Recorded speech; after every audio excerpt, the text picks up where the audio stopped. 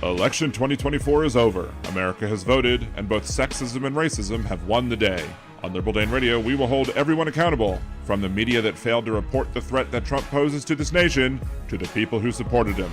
We will pick up the mantle to educate the people about his actions, from being dictator on day one, pardoning January 6th domestic terrorists, implementing Project 2025, and any other draconian measures he tries to pass. And now, the resistance begins.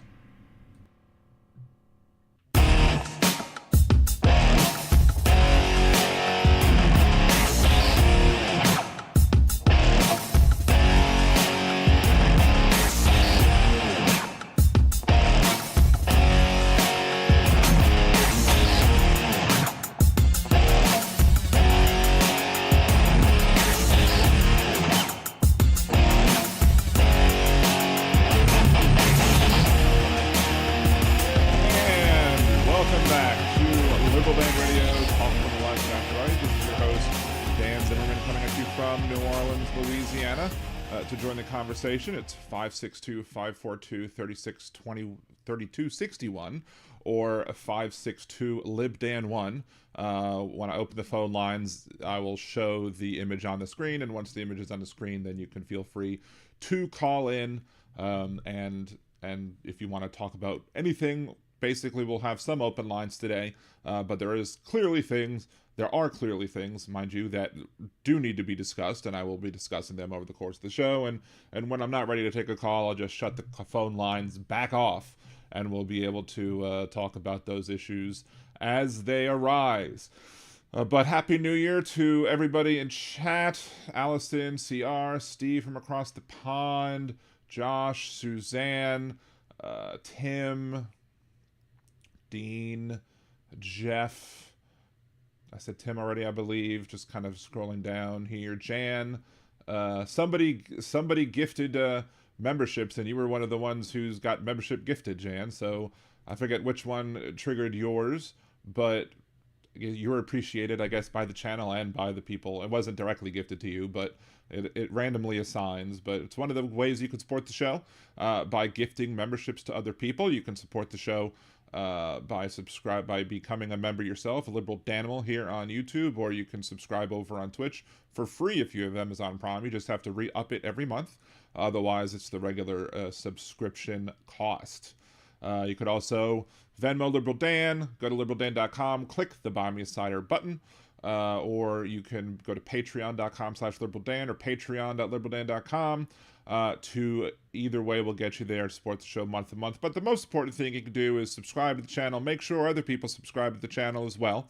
We really want to try and have a push. We did really great last year getting the required number of hours of listening time with the subscribers that we had to be able to enable subscriptions over here on YouTube. And then we quickly were able to become an affiliate over on Twitch. And then shortly thereafter, we were able to get up to 1,000 subs here to be fully monetized here on YouTube. But since then, we've hit a little bit of a brick wall, so to speak, and other channels have been growing while we remain stagnant. It may very well be because of the fact that I do only do the show twice a week, but I prefer quality over quantity, and I do upload other small videos as well. So it's understandable that other shows who do go every night for multiple hours every night, it is understandable that they would be growing faster than me. That makes total sense. But, in order to help grow, we need to absolutely, get the algorithms going. YouTube operates on algorithm, and Al Gore definitely needs more rhythm when it comes to Liberal Dan Radio.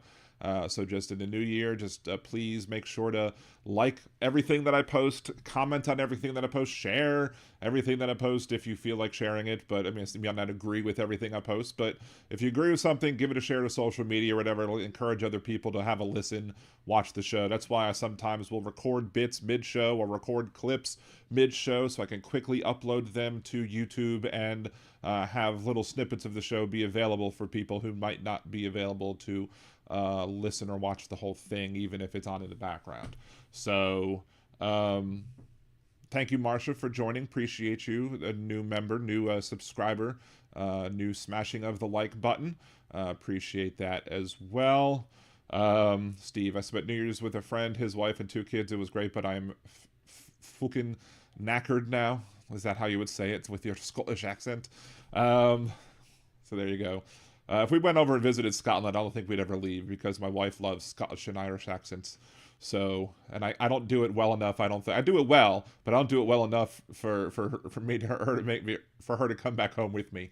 So, good to see you, Alton. Hey, Impeccable Living's here. Appreciate you as always. Between fun, I'm guessing. Hopefully you brought in the new year with a bang. Unfortunately, there are other people who brought in the new year with another different type of bang, and well, we'll be talking about that shortly. Availability's over in Twitch. Thank you for joining us over there as well. Appreciate you as always. It's always nice to have regular viewers in both places, again, to get the algorithms up, to get people seeing what's going on. Anyway, so that's a bit of the housekeeping. Again, we're on Mondays and Wednesdays, 8 p.m. Central. And if we do get bigger, I will go on more times a week. But, I do want to focus on making more quality content instead of more... have better quality content that might not be live every day versus putting out stuff for the sake of putting out stuff and having it be not as good, so to speak. So, Nick, I can only imagine the rant. I don't actually have a rant, so to speak, but I do have other issues that I want to talk about, and they might be kind of sub-rants or whatever, but no fat man rants today. Now, that's one of the playlists that it's probably a good thing that you share. I've been doing fat man rants for like at least 12 years now, I think. There's ones that go all the way back to the beginning of the channel, and they're not as well made, I guess, as maybe the more recent ones, but it is what it is.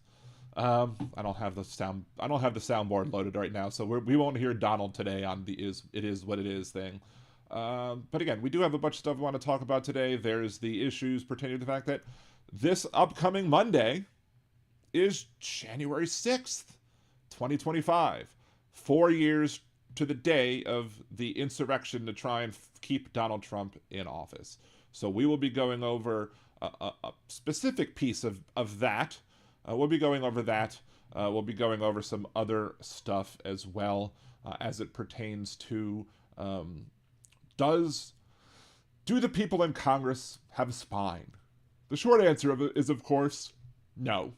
They don't have a spine, but we'll go into why that is the case by looking back at Trump versus Anderson, the ruling that was made back in March that prevented Colorado from putting Donald Trump on the ballot. Impeccable Living. I figured. So, Happy New Year, TV2 Live. Appreciate you. As always, thank you for showing the link in your chat. I believe you're one of the many links I have over on liberaldan.com, friends of the show. I've posted a bunch of links to friends of the show up there, people who I think you should always all be supporting, subscribing to, etc. So that's the one easy way to get there. We'll get a link up there as soon as possible. I think we're gonna cover some of the big stuff later, like the big things that happened last night. I was gonna ask you about your New Year's cannoli. Was Impeccable Living turned into a cannoli? Is that what you're suggesting, Dean? That's hilarious. Anyway, we do have. Let's see. Let's kind of put this. We have several show backgrounds for the day because I did a little bit of preparation whilst waiting for the show to start. So, is it this one? There we go. There it is. And this will be, again, if you're new to the show, there are many times I'll start recording something, and when we record something, it will be done. I'll usually end the recording with like and subscribe, have a great day or whatever. But that doesn't mean that the podcast is over. That doesn't mean that the live show is over. It just makes it much easier for me to, do the editing. Just want to let everybody who might be new to this. So here we go. Anyway. So back in March, I believe it was, there was Trump versus Anderson, a Supreme Court ruling that was not necessarily given any particular justice because on most of it, the 9 justices agreed. However, there are parts in which they did not agree, and as such, there was a little bit of a concurring opinion where the liberals on the court didn't feel like the Supreme Court did its job in that they went further than they needed to do. But the most important thing here about Trump versus Anderson is it was a discussion and a statement of who is responsible for making sure that treasonous people, insurrectionists, people who either support the rebellion or whatever, or war against the United States, or support those people, should not be in office. The wording of Section 3 of the 14th Amendment is as follows: no person shall be a senator or representative in Congress or elector of president and vice president, or hold any office, civil or military, under the United States or under any state, who, having previously taken an oath as a member of Congress or as an officer of the United States, or as a member of any state legislature, or as an executive or judicial officer of any state, to support the Constitution of the United States, shall have engaged in an insurrection or rebellion against the same, or given aid or comfort to the enemies thereof. But Congress may, by a vote of 2/3 of each house, remove such a disability. Now, conservatives will argue, and I think it's a silly argument, that the President of the United States is not an officer of the United States. That's absurd. That's an absurd statement, and I mean, you should laugh at anybody who makes that suggestion, because it's an absurd statement. Clearly, the president is the chief officer in charge of the executive branch. Clearly. And there are certain things that, require action on the part of Congress or on the part of other bodies, that in order to prove or say, yes, this person should be disqualified from whatever, or this person is no longer eligible to run for the office of presidency in particular. For example, there is something in the Constitution, the amendment that basically invoked term limits on the presidency, and you don't need any other action other than somebody has served 2 terms in office to deny somebody the ability to be on a ballot for President of the United States. You don't need to do anything. And a state would be within its rights, within its powers, I should say, because there's no such thing as states' rights. States don't have rights. People have rights. States have powers. States would have the authority to deny, for example, let's say Donald Trump lives throughout his entire term, and then there's another election in 2028, and let's say Donald Trump said, I want to be president again. Well, you can't run for office for more than 2 terms. But according to this ruling, states don't have the authority to actually, enforce federal law on eligibility. So will Donald Trump in 4 years try to run for office and cite Trump versus Anderson to say, hey, states don't have the authority to do it. It's only Congress that has the authority to enforce Section 3 of the Constitution, or to enforce those other sections of the Constitution as well. Right? And of course, an activist conservative Supreme Court may very well say, well, it's up to Congress to do that. And then Congress would have to be the ones that would prevent such a person from doing so. Of course, that's all absurd on its face, because clearly, if something is precisely true, as in Donald Trump will have then served 2 terms in elected office, was elected twice to presidency, to serve 2 full terms, obviously the states would not put him on a ballot, because obviously they have the authority to do so, because it is a true statement to say that he is not eligible because of serving 2 terms. Not eligible to run because he served 2 terms. So then why is this different for somebody being engaged in insurrection? The Section 3 of the Constitution does not require any sort of trial.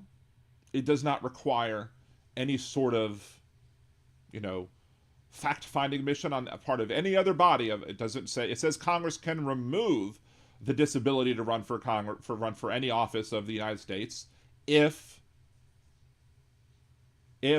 they feel like, you know, this person has made right or whatever, or maybe this person did participate but wasn't like a major person. There are people who were voted, but that Congress did vote a 2/3 majority in each house to say, hey, you can run for office again despite having done your thing. They didn't have to be, again, they didn't have to be found guilty of any crime.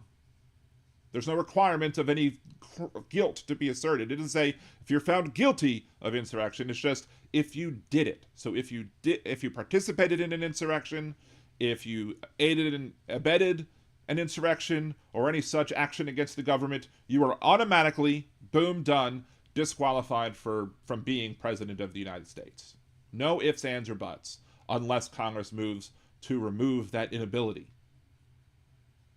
So, with January 6th coming along, you know, last January 6th, at least after a presidential election on 2021, you had a situation where Donald Trump was begging Pence to not do anything, which is stupid. But I guess maybe he didn't realize, because at this point, the Trump versus Anderson hadn't been decided yet, because that was in 2024 and this is in 2021. Donald Trump was urging Pence to be the one to deny the counting of the Electoral College, send it back to the states, this, that, the other, whatever, knowing that if he didn't get it by the time, you know, it was required to, then the House of Representatives would vote, and then the conservative House of Representatives, as you choose in the Constitution, would then elect Donald Trump president, even though he lost the Electoral College.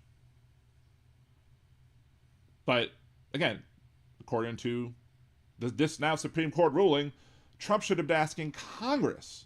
He should have asked Congress to take the action, because Congress is the one who has the authority under this Supreme Court ruling to determine whether or not somebody is eligible or not.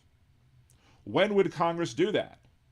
Is Congress going to make a law for an individual person and say this person is found to have committed an act of insurrection against the United States, and as such, or aided and abetted the people who were committing an act of insurrection against the United States, and as such, you're not eligible to be president? No, it's not going to happen. Again, this is a self-actuating thing. It is something that is self-fulfilling. So by being one, he's not allowed to run, or shouldn't have been allowed to run. But according to the Supreme Court, saying that Congress is the one that has the authority to determine whether or not someone is eligible, the only time that Congress would have the ability to vote on somebody that is eligible or not would be the January 6th counting of the Electoral College ballots. Congress would then vote on the 6th whether or not to accept those Electoral College votes, and determine then if they're not valid, or if they are valid. And an Electoral College vote for somebody who's not qualified to be president of the United States because they committed an act of insurrection or supported the people that did, you know, those are not validly cast Electoral College votes. So it's up to Congress. According to the Supreme Court ruling, it's up to Congress to take action. Will they? No. The Democrats might very well issue a challenge. I mean, it takes 20% now of each house to actually challenge the votes. But I don't think the Democrats would actually take that action, because I do question many of their spines in standing up to this president, and standing up to the Republicans in general.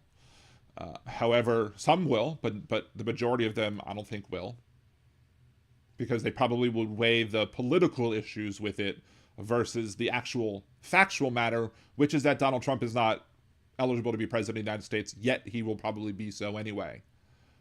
But it's more on the Republicans. These moron Republicans who have backed Donald Trump, and the people who don't back Donald Trump didn't stay in Congress. They resigned because they figured, I'm not going to be able to win a campaign because I already stood up against Donald Trump. And the Trump voters won't support me.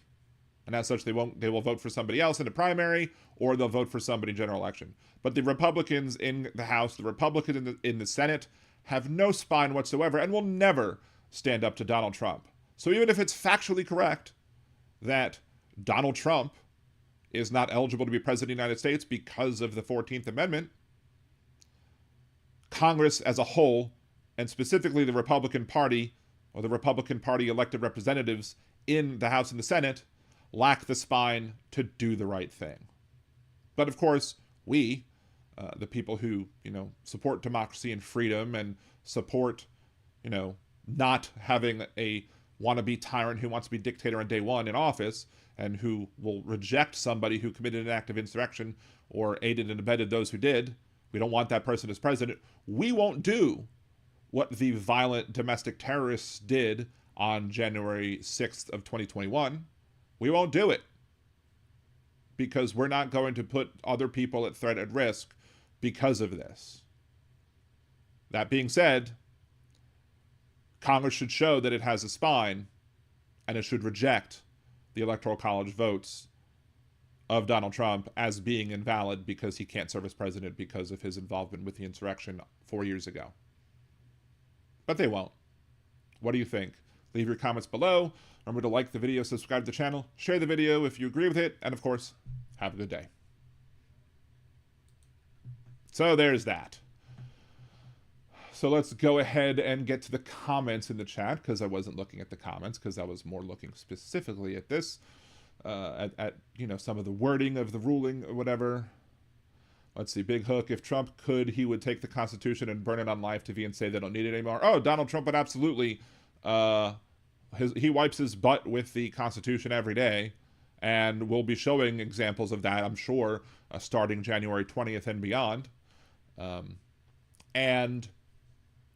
There's really, there were plenty of Republicans who I guarantee you would have no problem. The MAGA folks, the MAGA Republicans would have absolutely no problem if he ripped up the Constitution, says this isn't needed anymore, if he decided he needed to declare martial law because of the crisis on the border, if he did whatever he felt that he needed to do in order to secure dictatorial power. I mean, he's already going to have quasi-dictatorial power anyway, simply because of the fact that he has a House of Representatives that supports him. Of course, it's a very narrow majority, but who in the Republican caucus is going to stand up against Trump? Who will have the spine to do it? I can't think of anyone. I don't know anybody in the House of Representatives right now who I would say, that person has integrity. Not going to be Steve Scalise from Louisiana. It's not going to be Speaker Johnson from Louisiana. It's not going to be any of the other Republicans serving in Congress from Louisiana. So who would? I struggle to think of just a single vote that would come from the Republican Party that would say, you know what? Liberal Dan's right. Donald Trump is not eligible to be president, so let's not vote for these electoral college votes to be supported, or these actions by Donald Trump during the course of his presidency are unconstitutional, illegal, and harmful, and we need to stand up against all of this stuff that he's doing. They'll never do that, because they'll put their political careers ahead of the well-being, safety, and security of the United States of America.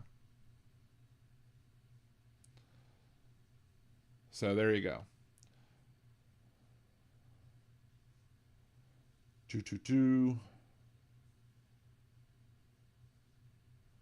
All right, so let's scroll back again over other things people say. Roxanne's here. Good to see you, Roxanne. Hey, Jolie. Thank you for joining us. Appreciate you as always. Let's see. Dean Baker says we should change your name to Indefatigable Living. Nice.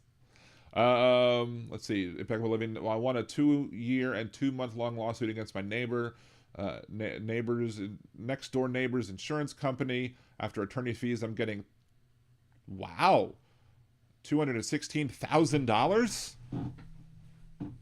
Wow, that's a lot of gifted subscriptions to Liberal Dan Radio. No, have fun with your money, Impeccable Living. I, of course, do not expect you to spend any of that on me or anything, whatever, but, still a funny joke. Incorrigible Living, says Steve. Hilarious. But yes, congratulations, Impeccable Living. I'll definitely keep that in mind if we do ever get together so you can buy me dinner. Anyway. Let's see. Just keep on scrolling to see what's there. I'll be with the majority of it, treating myself to free things. That's nice. Well, you should treat yourself for good things. And of course, you have a little extra money to throw aside in case we do go into a horrible, dystopian nightmare that we all expect is coming, and now you have the money to flee, which is also a good thing as well. See, SCOTUS never found that Donald wasn't responsible for the insurrection. And you would think that wouldn't be a proper way to word it, but that's correct. In order to be able to say that somebody's eligible to run for office, you'd have to determine whether or not that person, is the only way to remove that ineligibility is for Congress to act. So Supreme Court doesn't have the ability to make that action. I mean, they could, of course, give itself the authority because that's what they've done with Donald Trump's, perceived innocence or whatever when it comes to, or just not having to do anything as it pertains, or immunity, the perceived immunity that the Trump administration or any presidential administration has. So there's that. But again, I fully expect that at least 5 out of the 6 conservative votes in the Supreme Court to always back Trump regardless, and to basically say, look, we're going to have you, Herr Führer, Herr Leader, Herr Trump. We're going to support you with your bad hair. So maybe Donald Trump was, had some good advisors, because maybe the reason why he didn't pardon anybody during the end of his first term of his tenure from who participated in the insurrection is because maybe that would have given more people the ability to say, well, he pardoned the insurrectionists, therefore he's giving aid and comfort to the insurrectionists. As such, he's not eligible to be president. So by waiting to do it till this time, he can now do it. And then what's anybody going to say? He can't run for office again? Well, he technically can't run for office again regardless. I mean, there's a whole argument as to whether or not he can run for vice president, but that's another issue altogether. That's not related to this one.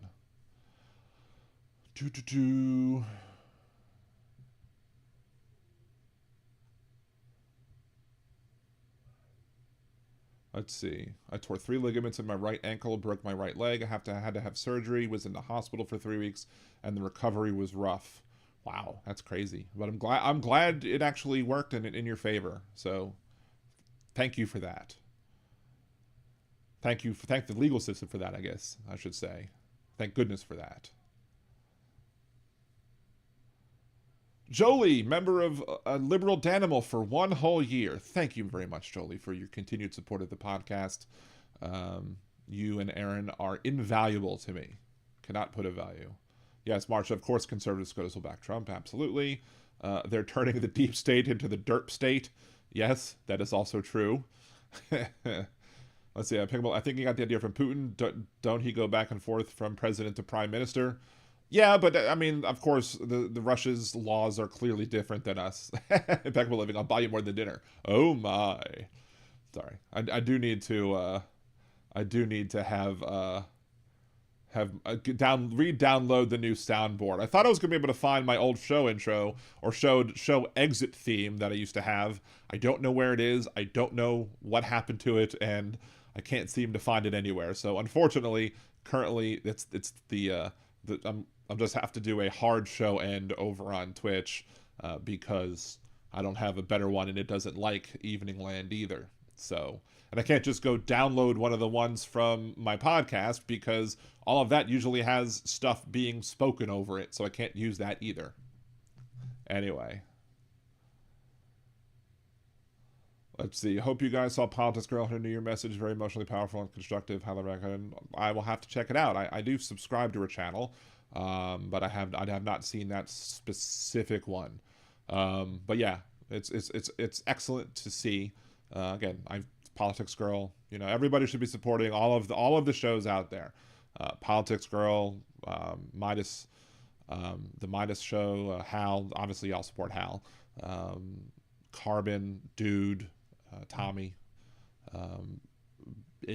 Chuck John, Boston Brian, etc. Everyone should be. We need to be raising all of the ships when it comes to these shows. Anybody that's doing a show that's pushing real liberal, leftist, progressive type of content, we need to do a better job of elevating everybody up. That's why, while I don't necessarily, I probably shouldn't, have subscriptions to all the other shows, but I'm subscribed to Hal because he's been great to me. I subscribe to Tommy because I think he's a great one. I subscribe to Chuck or John as well. Can't subscribe to every single one. Of course, if I do get a bunch of super chats in the chat, I will pay some of it forward and go ahead and say, hey, here's some gifted subs in some other chats. I'll gladly do that. Yes, independent media is the future, and independent media is definitely the future, and we need to. I mean, MSNBC. I will still watch MSNBC because it's a good jumping off point, and some of the people there are good, but it's just so frustrating when they don't focus on the things that need to be focused on. They don't talk about the things that we talked about, and then when people like Lawrence O'Donnell say crap like, maybe the Florida Republicans will get the message because 57% of Florida voted for the amendment to protect abortion rights in the Constitution. No, they're not. Absolutely not. That shows you've not been paying attention at all, and you have no business being on air. And then when the other one, I always forget her damn name, Alex Wagner, I think it was, who was confused at the idea of the so-called manosphere. I was like, the manosphere's been around forever. Where have you been? Where has your head been? And maybe you should remove it from where it is and pay attention to what's going around you if you want to be somebody who can be, trusted to give us the news. Right? So yeah. I mean, I love Rachel Maddow. I think Rachel Maddow's great, but she's not on a lot anymore. You don't have a lot of Rachel Maddow on. Ari Melber, his pop culture references are awesome. I love when he just randomly quotes hip hop, and it's just like, wow, it's pretty good. You don't expect an uptight lawyer to be able to quote all that, but it is what it is, right? So Josh, anyone here see the Enemy from Within channel? I like that guy. I have not, but I'll always check it out. Big Hook asks, do you think TikTok is going to end? Well, not in Canada. But I don't know. Does Canada use the American one? I'm not sure. I mean, I think people can use VPN to be able to get around the restrictions of TikTok not being available in the United States. I do think the Supreme Court will act, though. I do think the Supreme Court will, especially since Donald Trump has said he wants the Supreme Court to act. So I think this is going to be the first example where the Supreme Court does Donald Trump's bidding and at least puts a stay on the enforcement of the ban until Donald Trump becomes president. And then once Donald Trump becomes president, he either can have Congress pass the legislation that he wants to unban TikTok, or to remove the requirement or alter the requirements for it to be sold, or in some other way, maybe extend the deadline by years or what have you, to give them additional time to be able to find a U.S. buyer or whatever. Or they'll just basically flat out say, this is unconstitutional, the federal government does not have this authority to just ban an application, and then the law will go away and TikTok will remain a thing. So I think TikTok will remain alive and well. Again, this is one of those things where I could be wrong. I don't necessarily mind if I'm wrong. It's not the end of the day. TikTok is a useful tool to create short little videos that I then upload to YouTube. I've never been able to ever really grab that much of traction on TikTok. The amount of followers you have on TikTok is like not necessarily as good. Like, in order to you need like 10,000 on TikTok to be able to be monetized. So there's that. But I don't know. I'm not going to be like, crying if the Supreme Court actually rejects or rebuffs Donald Trump's attempts, and if TikTok is then allowed to go the way of the dodo, at least in the United States. But again, I fully anticipate and believe that the Supreme Court will do Donald Trump's bidding, as they have been doing. So Governor Trudeau will ban TikTok? Okay. I mean, is there evidence to him that he is going to do that, or is that just something that's coming down the pipe? You mean a South African buyer, Liberal Den? Yeah. I mean, I'm shocked it didn't happen already. I'm shocked Elon Musk didn't jump at the opportunity to purchase TikTok, and then, make it even more Trumpian as it is. I would not be surprised whatsoever. Let's see. The infiltration of the CCP into Canadian political system is disturbing. We may have Hong Kong expats that they want to imprison. Ooh, jeez. Kid Freshie, you ain't got no legs, Liberal Dan. Yeah. Liberal Dan, you ain't got no legs.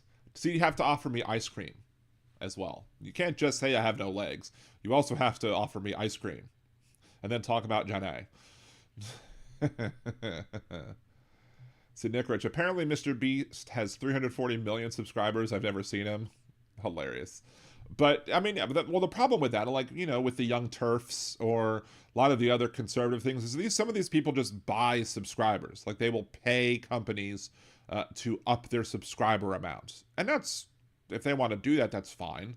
I would, again, just as I want my content to be quality, I also would like to have quality subscribers and followers, etc. here on YouTube and Twitch. I want to have the people who are coming in not be fake. I want them to be real. I want them to be people who will engage with the channel. I want them to be people who are going to come along and, you know, just support the channel as possible. And that's the only real way you grow, because I think buying subscribers is just a waste of time. I think it's useless. You're just getting bots. There's no reason to get bots. So I know he dated a bullet by not dating Marianne Williamson. Well, everybody who didn't date Marianne Williamson dodged a bullet if they had the opportunity to and chose not to, at least, right? So there's that. All right, let's switch things for a second. So we're gonna let's switch the show image, and we're going to go back to this one again. And then we'll go back to, we're going to discuss the Turo application after we discuss all of this. Josh, took me years to figure out basic YouTube. and Impeccable Living, TikTok is off. It's unusable, at least for this elder millennial. I don't know. I'm older than you, I guess, since you're an elder millennial and I'm Gen X. But I do, you know, I figured out. In fact, I beat my younger son, was at like 900 followers over there, and he wanted to get to 1,000, and I was like, I guarantee if I could beat you to 1,000 followers on TikTok before you get to 1,000. I had to gain 1,000, he had to gain 100, and I did, by like 6 people. Like, I got to 1,000 and he was like at 994, and he was upset that I was able to actually prove myself right, which is hilarious. Then he got to 2,000 before me, and then his account got banned because he technically was too young to be using it in the first place. Let's see. The tribute to Carter from Keith Olbermann was twice touching. Keith Olbermann was one of the people that I actually liked on MSNBC and would rather see him than Lawrence, for example. I mean, I like that Lawrence O'Donnell does his kind thing with the kind fund with the, you know, the kids in Malawi, and, you know, buying desks and chairs for the people over there, and paying for young women to be able to go to high school because it's not guaranteed like it is here. So it enables young women over there to get it. That's a great thing to do. I just wish he wasn't as much of a moron as he is. See, Allison, did you report him? No, I did not report my youngest. I was not going to be that mean. I don't have as long as I could see what he was doing, I had no problem with him actively using the application. No, I did not report him. I'm sure somebody else did. See, Blue Sky is growing quickly, over 25 million accounts already. That's awesome. Hopefully I can, you know, get many more subscribers and followers over, I mean, whatever they're called, over on Blue Sky as well. I need to be working that more often. I'm still on Twitter. I'm still going to call it Twitter.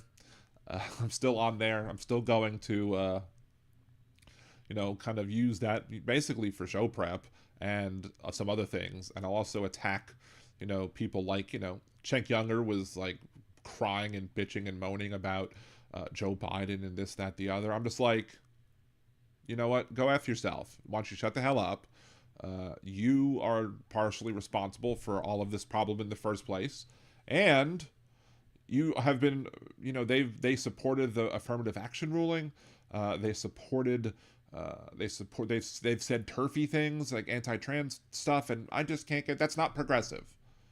That's right-leaning centrist, if anything.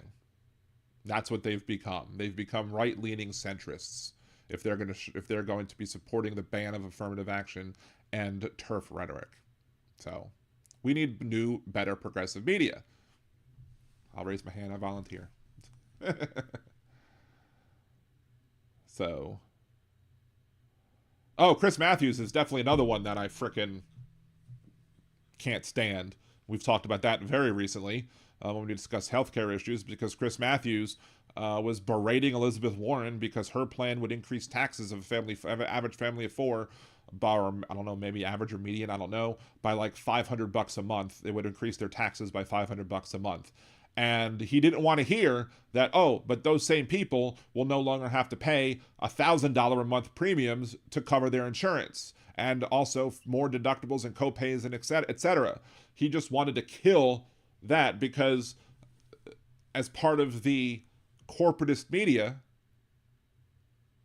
Chris Matthews was only going to harp on those things that the people will complain about and not understand the nuance of, well, if you pay $500 more in taxes, but you pay more than $1,000 less in premiums and other healthcare costs, you're doing better than what you would normally have been doing under the old system. But someone like Chris Matthews, for some reason, couldn't understand that. And I'm sitting there like, what the hell is your problem? Why are you attacking this plan? This is a plan that's needed. And it has been shown, especially because of all of the denied claims, them using artificial intelligence to deny claims, and apparently there's like a 90-something% failure rate when it comes to being accurate denials, when it comes to those that were denied using AI. Some people might say a lower amount, but still, it's still terrible. It's a terrible system, and it needs to change. Because people are going to go broke, because they won't be able to afford. You know, they'll complain about the price of eggs. People will complain. Let me start recording. Here we go. Here you go, Nick. Gotcha. Just thought of a rant for you. One of my biggest issues with people during this last election was the fact that people would whine and cry over a price of eggs. They'll whine and cry over the price of eggs or the price of a gallon of milk, this, that, the other, because maybe they see those things every week, but they won't make a stink about whether or not they're paying more money in insurance premiums. And the fact that under conservatives, you will see insurance premiums go up because conservatives will be more likely to support the private insurance companies. The people who are complaining about the price of eggs and the price of milk should absolutely also be complaining about the price of premiums. Because the price of premiums that I'm paying in insurance every month, or more specifically, the difference between the price of premiums and the tax price that would get me Medicare for all or some other type of nationalized healthcare plan, that price difference, the amount of money that I would save every month, far surpasses the increase in funds that I have to use to pay for my groceries every month. So this is how dumb the American public is. This is how dumb the American media is specifically, because the American media will stand up and fight attempts to implement Medicare for all, like when Chris Matthews was attacking Elizabeth Warren's plan for raising taxes on the average family of four by $500 a month, but then ignoring the fact that, you know, her plan would save that same family over $1,000 a month in premiums and other healthcare costs. You know, you had him doing that, which made people question whether or not they would want to support a Medicare for all type plan without taking into consideration the cost savings. Meanwhile, they'll still jump on the whole, the American people are upset about the price of eggs and the price of gas and the price of milk and this, that, or the other, the grocery costs. Give me Medicare for all, and it'll more than make up for whatever increase, you know, that we have to pay for eggs. And the egg thing is because of bird flu issues and farmers having to, you know, off a bunch of their birds because they're infected with the bird flu. and then other corporations scooping up and hoarding all the eggs, thus even more reducing the supply, thus making the price go up. Even so, 18 eggs at Costco cost me $3. So go to different grocery stores if that's your problem. But also, you should be complaining about your healthcare premiums, because that's the problem. And they're not going to get any better under Trump. They're probably going to get much worse. What do you think? Agree? Disagree? Leave your comments down below. Like, subscribe, share, and have a good day. There you go, Nick. You knew a Fat Man Rant would be coming, right? So there you go. Thank you, Marsha, for following me over on Blue Sky as well. Appreciate you. I also created a first-timer list or whatever. I created a starter pack, if you will, of people that you could follow on Blue Sky that I follow as well. And it's interesting if you just follow those starter packs, which is an ingenious idea. I'm surprised Elon hasn't stolen it yet. Elon would never come up with that by himself, but he would not come up with that by himself. But I guarantee you, he'd steal it in a heartbeat if he's not already having his programmers implementing that functionality right now.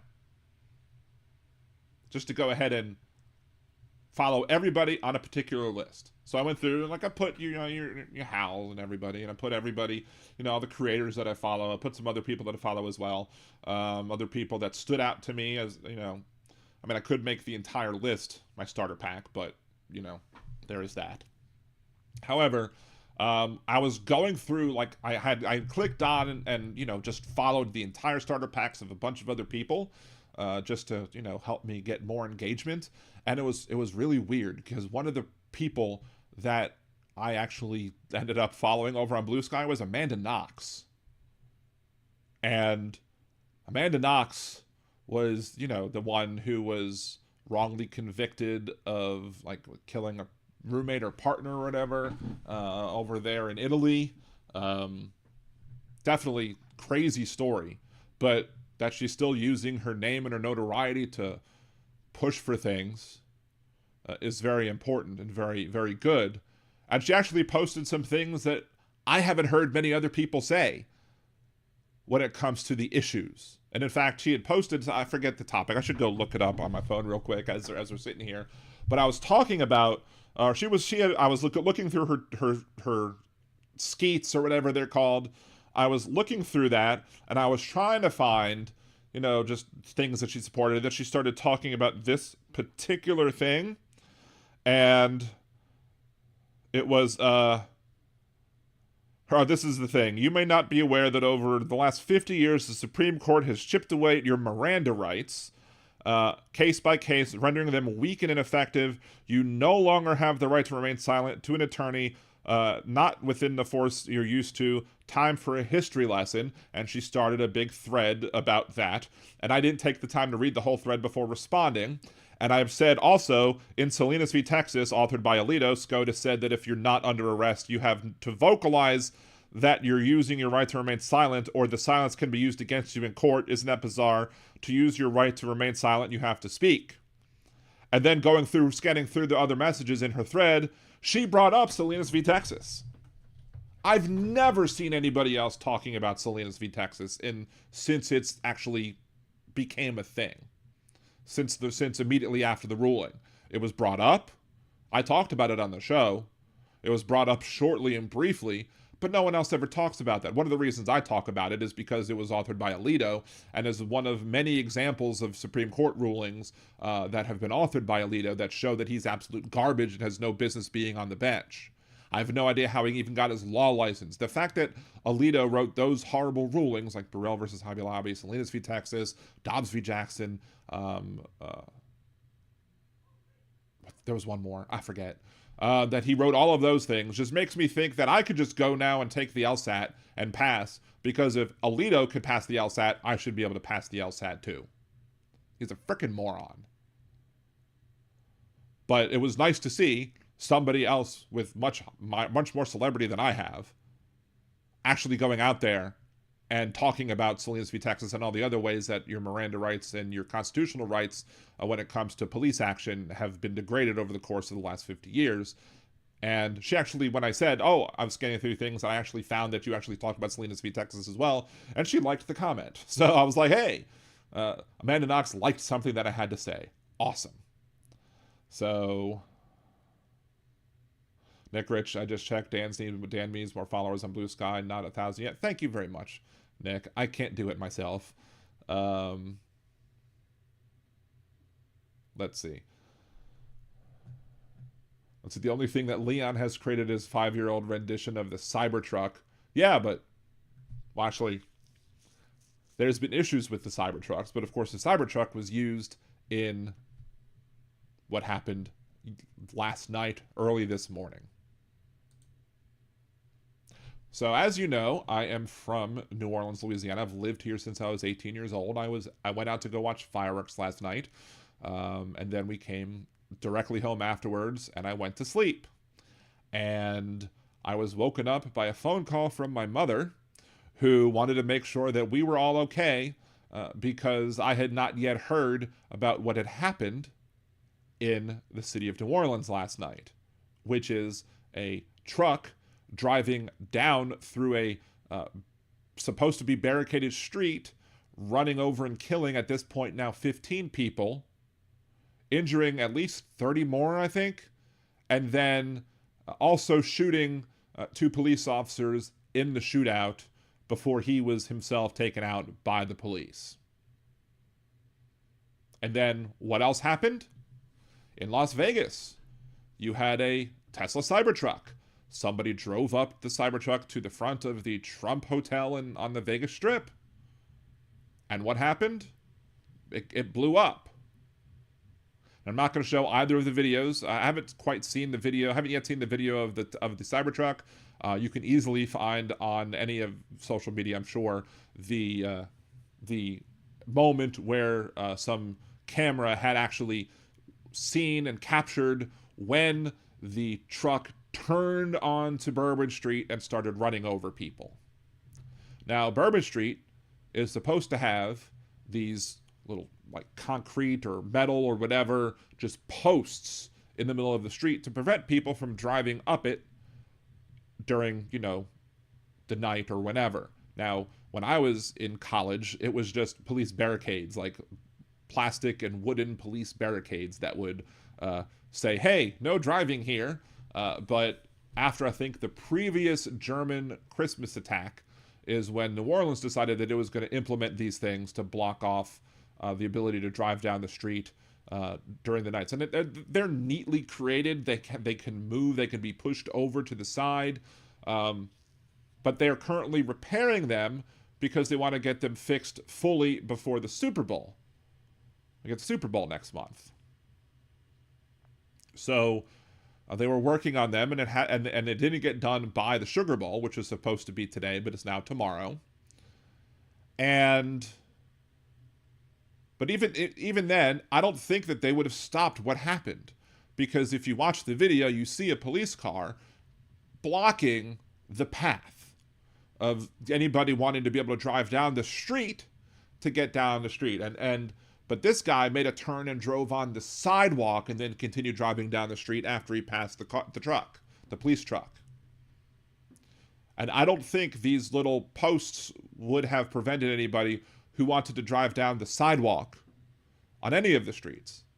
So what they might need to do now to prevent future things from happening like this, if you really want to stop these streets from being driven on by bad actors, let alone people who just inadvertently turn on the street when when they're not supposed to turn on the street, you're probably going to have to put up some sort of additional posts, either right up against the curb or maybe in the middle of the sidewalk, or maybe one on the right-hand side of the sidewalk, one on the left-hand side of the sidewalk, a little bit further up or a little bit further back, so that people who have disabilities, like persons in wheelchairs or whatever, can still navigate around those posts while making it impossible for people to also drive on the sidewalk to get down and to target and hit people. Now, maybe you could have that on every sidewalk, I don't know, but if you're going to be blocking vehicular access down a street, you should also probably block the ability for people to drive up on the sidewalk too, right? Hindsight's 2020. Anyway, So apparently there was a fire at an Airbnb in New Orleans. People think that the fire was hooked. That was the Airbnb that him and the other people involved were staying at. Apparently there was also a bunch of explosives in the truck that was used, plus an ISIS flag, plus a detonator to remotely detonate all of these alleged, IEDs that people had made, I think, out of coolers. And there's videos of other people, his other accomplices, getting together or meeting or walking around Bourbon Street. And apparently they got these things before they could explode. So it could have been much worse than it was, even though it's already terrible. And I don't think anybody else died in Vegas, with the exception of the driver. Let me know in the chat if I'm wrong about that. However, yeah, Roxanne, you're probably right. People are going to find a way to hurt other people regardless. And that's true. I mean, they could have just done the entire thing with the planting of all of the coolers, and then just, open firing and then hitting the button to let all those IEDs explode. But he didn't think he had to, because he had his plan that was going on. Now, what do we know so far when it comes to this? The driver steered around the police blockade and raced through a crowd along Bourbon at 3:15 a.m. As revelers gathered to celebrate the New Year. And they're not just here for the New Year's, they're also here for the Sugar Bowl. 15 people killed, about 30 injured, 2 police officers wounded in a shootout. I actually know a police officer who was down there.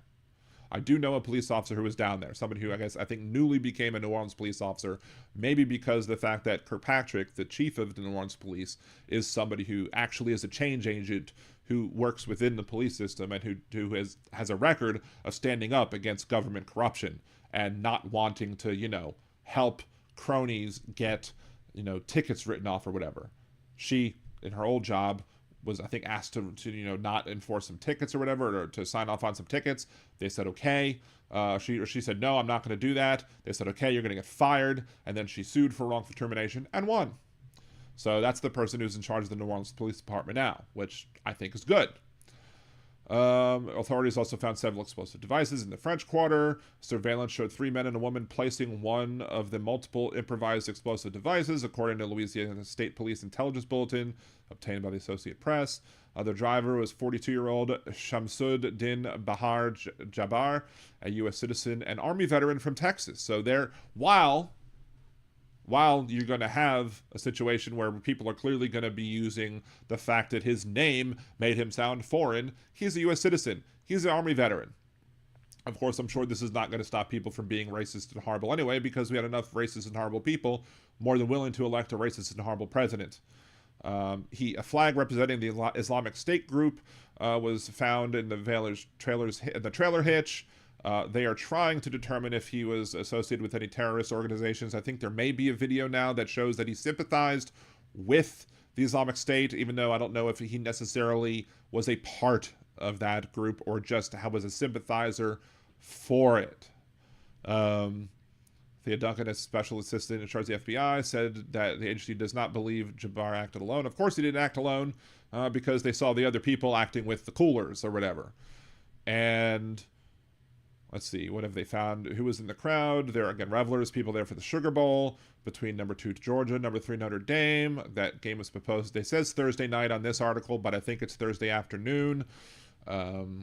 They have the bollards, which is what the barriers are called, to protect vehicle attacks along Bourbon Street. But again, get around it. As some people in chat say, yeah, people are already, people are going to find ways to harm people regardless of what you put in place. But it's always good to make it harder for terrorists to act in terroristic ways, right? So that's a lot of what we know. But one of the other things that we know is, and we'll probably talk about this maybe on Monday when we find out more information as well. When more information comes out, we'll talk about this more, because it is clearly an issue that affects people living in New Orleans and Louisiana, but it also is clearly something that affects the entire nation, especially if the two attacks are, the one in Vegas and the one in New Orleans, are all, if there actually was a coordinated effort between the two, if they're related in any way, etc. So Why might we believe that? There's not much information out there to show that, that they were related. However, the car renting app Turo is now in the spotlight, according to Hill, because both of the cars that were used in these attacks, the one in Vegas and the one here in New Orleans, were rented through that one particular company. So I'll have another video on that briefly, but that is the one thing that links those two together. We will see if anything more comes of that, if it just happens to be a coincidence. It seems a little unlikely for two attacks to take place on the same day using cars rented for the same company. I find it highly unlikely that these are not related events. But again, even if it's unlikely, it still could be unrelated and could be just a coincidence, but odds are, in my opinion, it's probably not a coincidence, and I'm sure they'll find more examples of, or things that connect these two people at some point in the near future, and of course we will talk about that on the show. Anyway, what do you think about this video? Remember to like the video, share it, subscribe to the channel, and have a good day. So there you go. So the Uvalde shooter got all his guns and ammunition on credit as an 18-year-old. Yeah. Hey, Aaron. I didn't see you come in, but thank you for coming. Appreciate you as always. A Big Hook says Netanyahu destroyed the last functional hospital in Gaza, apparently.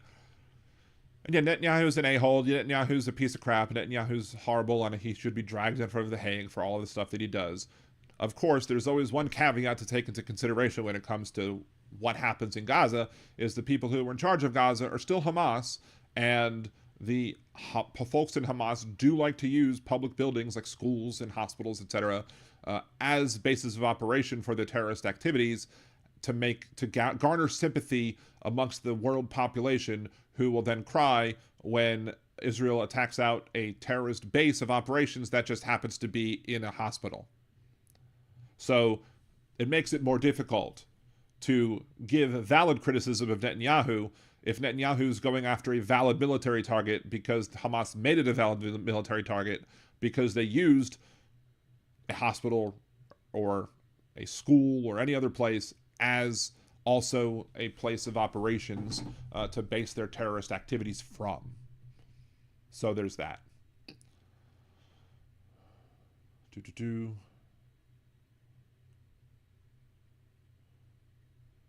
See, people always find a way to hurt people. Bullets went up everywhere after 1995 OKC bombing.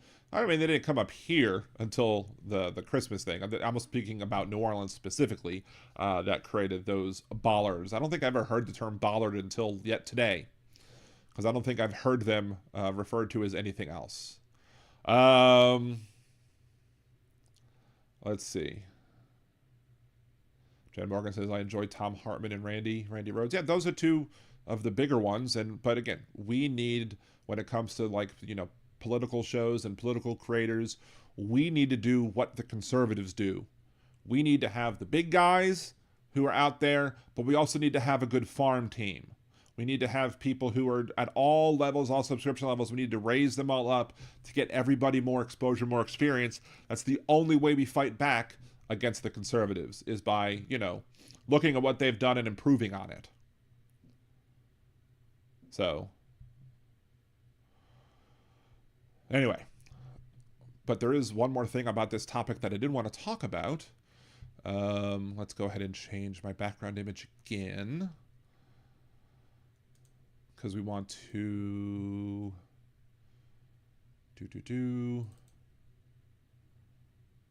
There you go. I mean, I could have put this up earlier. That's fine. I could have used this as my background as the other instead of the other one, but it is what it is. It's fine. But so again, one of the things I find interesting about these attacks is that both of them used the car renting application called Turo, Turo. Turo is the name of the application that was used. Now, again, it could be a coincidence that both attacks happened on the same day using the same car rental company to be able to accomplish their goals. but I don't find that likely that it's just a coincidence.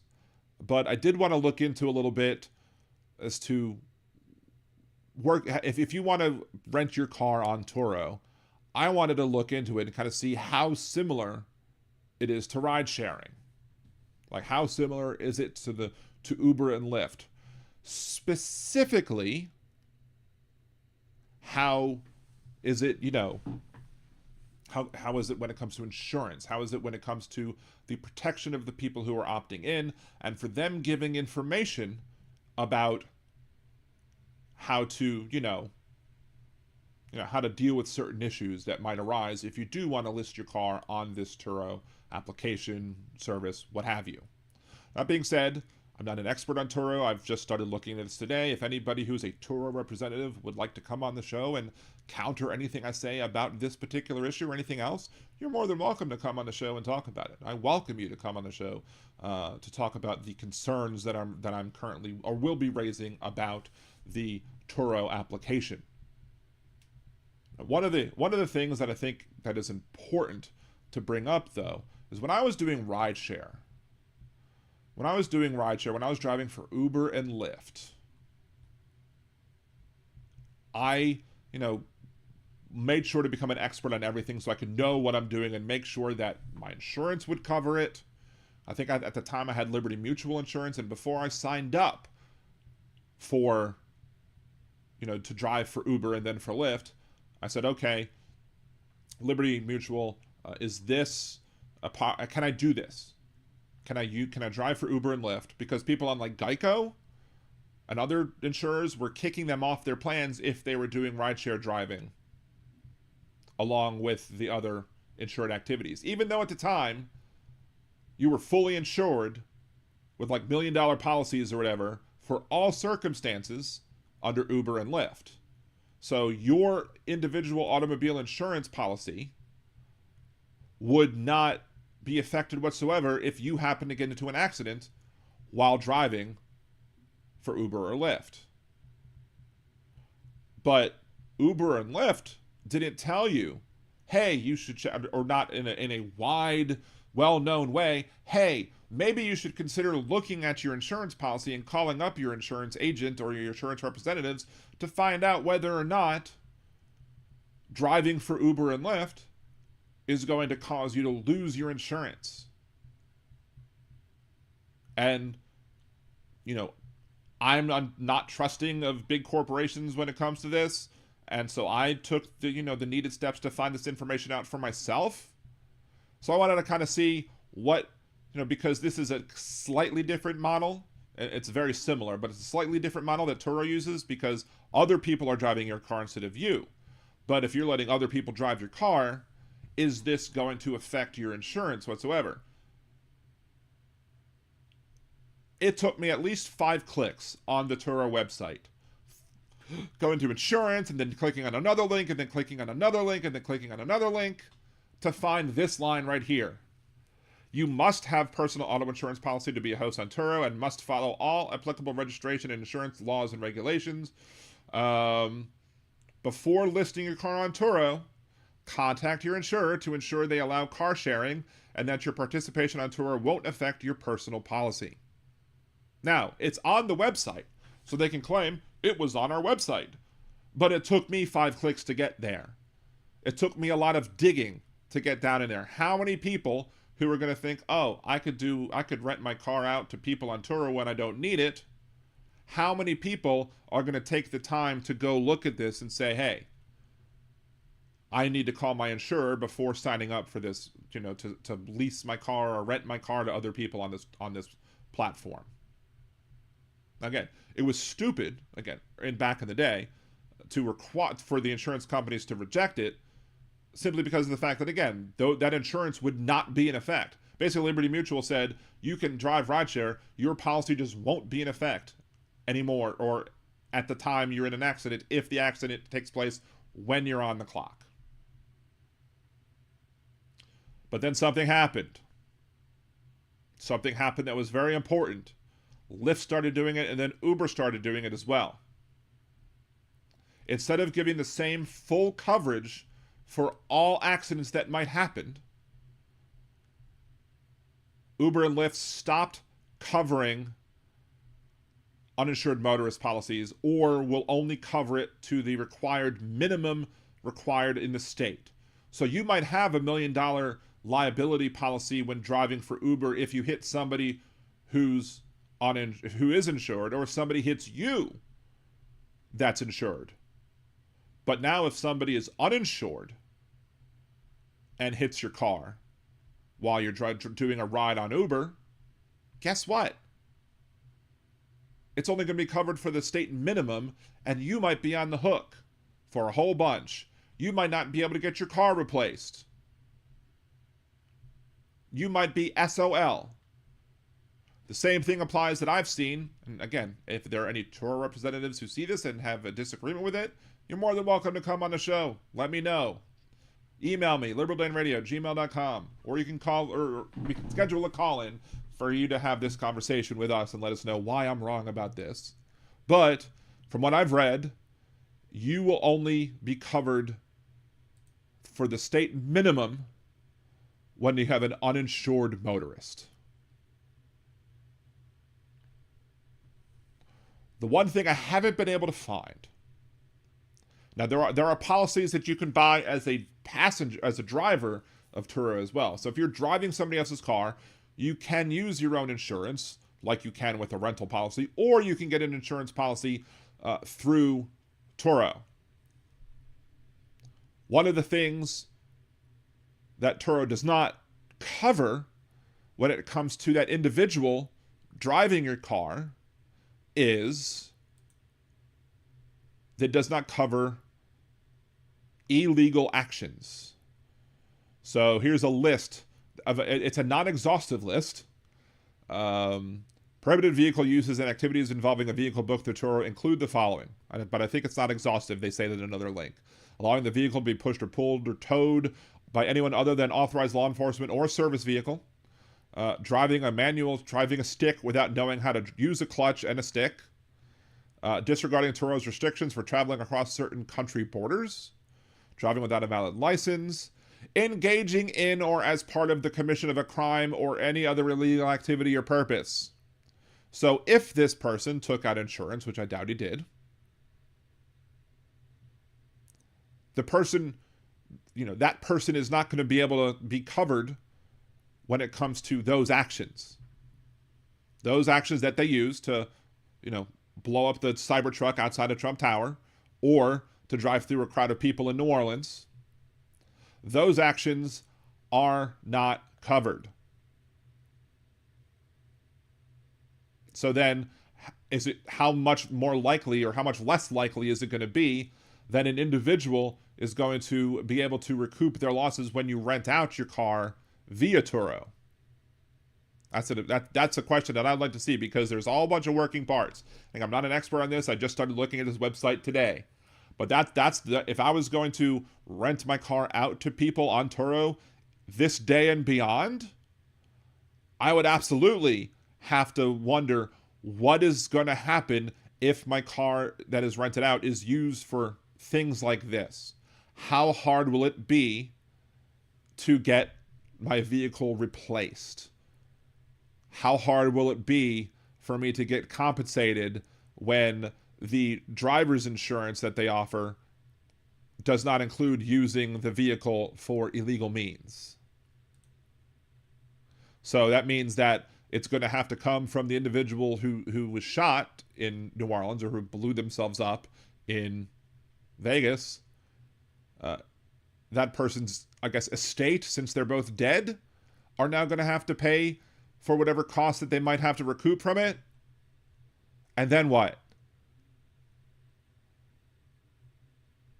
Then how likely is it going to be? And, is there going to be an issue on their plans? They have like several different plans, one of which has no deductible or co-payment or whatever. There's no deductible on what you have to pay for your car to get fixed, but you only get 60% of the trip price as opposed to higher versions. So people are going to be like, well, why would I want to only get 60% when I can get 85 or 90%? Now, the 90% plan also requires a $2,500 deductible.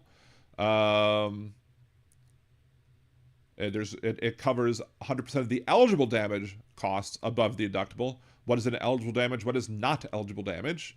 There's no replacement vehicle during the repair. It doesn't include exterior wear and tear and reimbursement. Doesn't include loss of hosting during the repair. So the loss of ability of you to rent your car out with some of the other plans, you can get more money if you don't have the ability to, drive around while you're waiting for your vehicle to be repaired as well. But so let's say this person opted in for the 60 plan, the person who rented his vehicle out on Turo.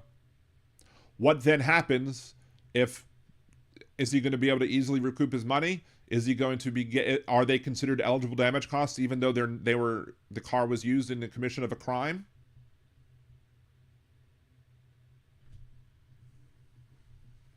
What else? Like, what we're going to see probably over the next week, maybe few weeks, maybe month, we're going to see how the people who rented their cars out under the Turo application, on the Turo platform, we're going to see how Turo responds to that, and then how, if the people go public, how the people, how those people are going to say, okay, well, did I have problems? Did I not have problems? And if they didn't have problems, is that going to cause Turo to be able to rent less vehicles or have less vehicles on their platform because they potentially might refuse to pay for certain parts of the replacement? Again, I don't know. It's not very clear as to what happens if you, as the person who's renting out your vehicle, has your vehicle used in the commission of a crime. It's clear that the driver policy does not come into play because you committed a crime with it. But does that affect the ability of the owner of the vehicle to get reimbursed? Or are they going to reimburse the full price of the vehicle, whatever the estimated value of the vehicle is? Are they going to do that and then worry about the rest later? Are they going to basically take on the requirements themselves, or is their insurer going to take on the ability to go after the person who was the renter of the vehicle? Or is it going to be much more difficult for these people because it was used in the commission of a crime? That's what I'd like to know. And I couldn't find any answers on that yet. I've searched many different ways. I found many different pages on the Turo website. I couldn't find it. So what do you think? Have you rented your car out via Turo, or have you rented a car via Turo? Do you have anything to comment on the experience that you had when you did that? Are you somebody who works from Turo and wants to say whether or not the people who own these vehicles are going to be able to get reimbursed for the cost because their cars were used in the commission of a crime? Let me know in the comments below, or especially if you actually work for Turo or you represent Turo. Send me an email, liberalnradio@gmail.com. Let me know what should be added to the conversation about this, because I'm more than happy to inform more people. But as somebody who drove for rideshare in the past, I have hesitation and think that, these companies are, to save money, are going to try and weasel their way out of all sorts of different ways to pay you, make sure that you're made whole. Because again, if you drive for Uber and Lyft and you're hit by somebody, and you're on the platform and you're giving a ride and you're hit by somebody with uninsured motorist, you're only going to get covered for the minimum. And if your personal insurance doesn't cover anything, that's going to come out of your pocket, your own personal pocket. You're going to be on the hook for that money. So I want to know what similarities there are when it comes to Turo. I would love to be able to hear that. I'd love to be able to find out more. If you know somebody else who knows, send them my way. Otherwise, you disagree with any of the points made in this video, remember to put your comments down in the comment section. Like the video, share it, subscribe to the channel, and as always, have a good day. That went a little longer than I thought it was, but it is what it is. See, Moon Girl, like renting a Turo and then using it as a getaway vehicle for bank robberies. Yeah, exactly. You can't use a Turo car to help you rob a bank. And if you rob a bank and you get into an accident because you're fleeing from the cops, you won't be covered as the driver. And then it's going to come out of your own money. But how does that affect the owner of the vehicle, the person who rented it out via Turo? Is that person going to be screwed as well? Is that person going to have an issue trying to get the full reimbursement of what the vehicle is worth? Because it's always going to be what the vehicle is worth. It's not going to be full replacement, right? It's not going to fully replace the vehicle. It's not going to get you a brand new vehicle of the same type.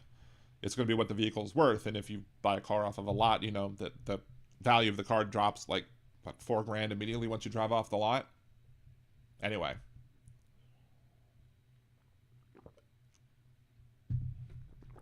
Let's see. Kevin's here. Good to see you, Kevin. Thank you for joining. Turo is a good lawnmower. Yeah. We have Turo, T-O-R-O, that makes lawnmowers. We have Turo, T-U-R-O, that rents other people's cars to you. Then you have Turo, T-O-U-R-O, which is the hospital system down here in New Orleans. So, there's that. Or should they be held liable as well? Prove you didn't know that they were going to do with it. I don't think they're going to be necessarily held liable, but it's possible. That's another thing. It is very well possible that because you own the car, that they might come after you as the owner of the car if this person died. Like, how many people are going to sue? Let me add this. I'm going to add this to this. I need to add this part before the video ends because Moon Girl over on Twitch made a very good point. Should or will the owner of the vehicle, or can the owner of the vehicle be held responsible for damages done by their vehicle if somebody else was renting it through the Turo platform? That is another great question that needed to be included in this video, which is why I'm tacking it here at the end.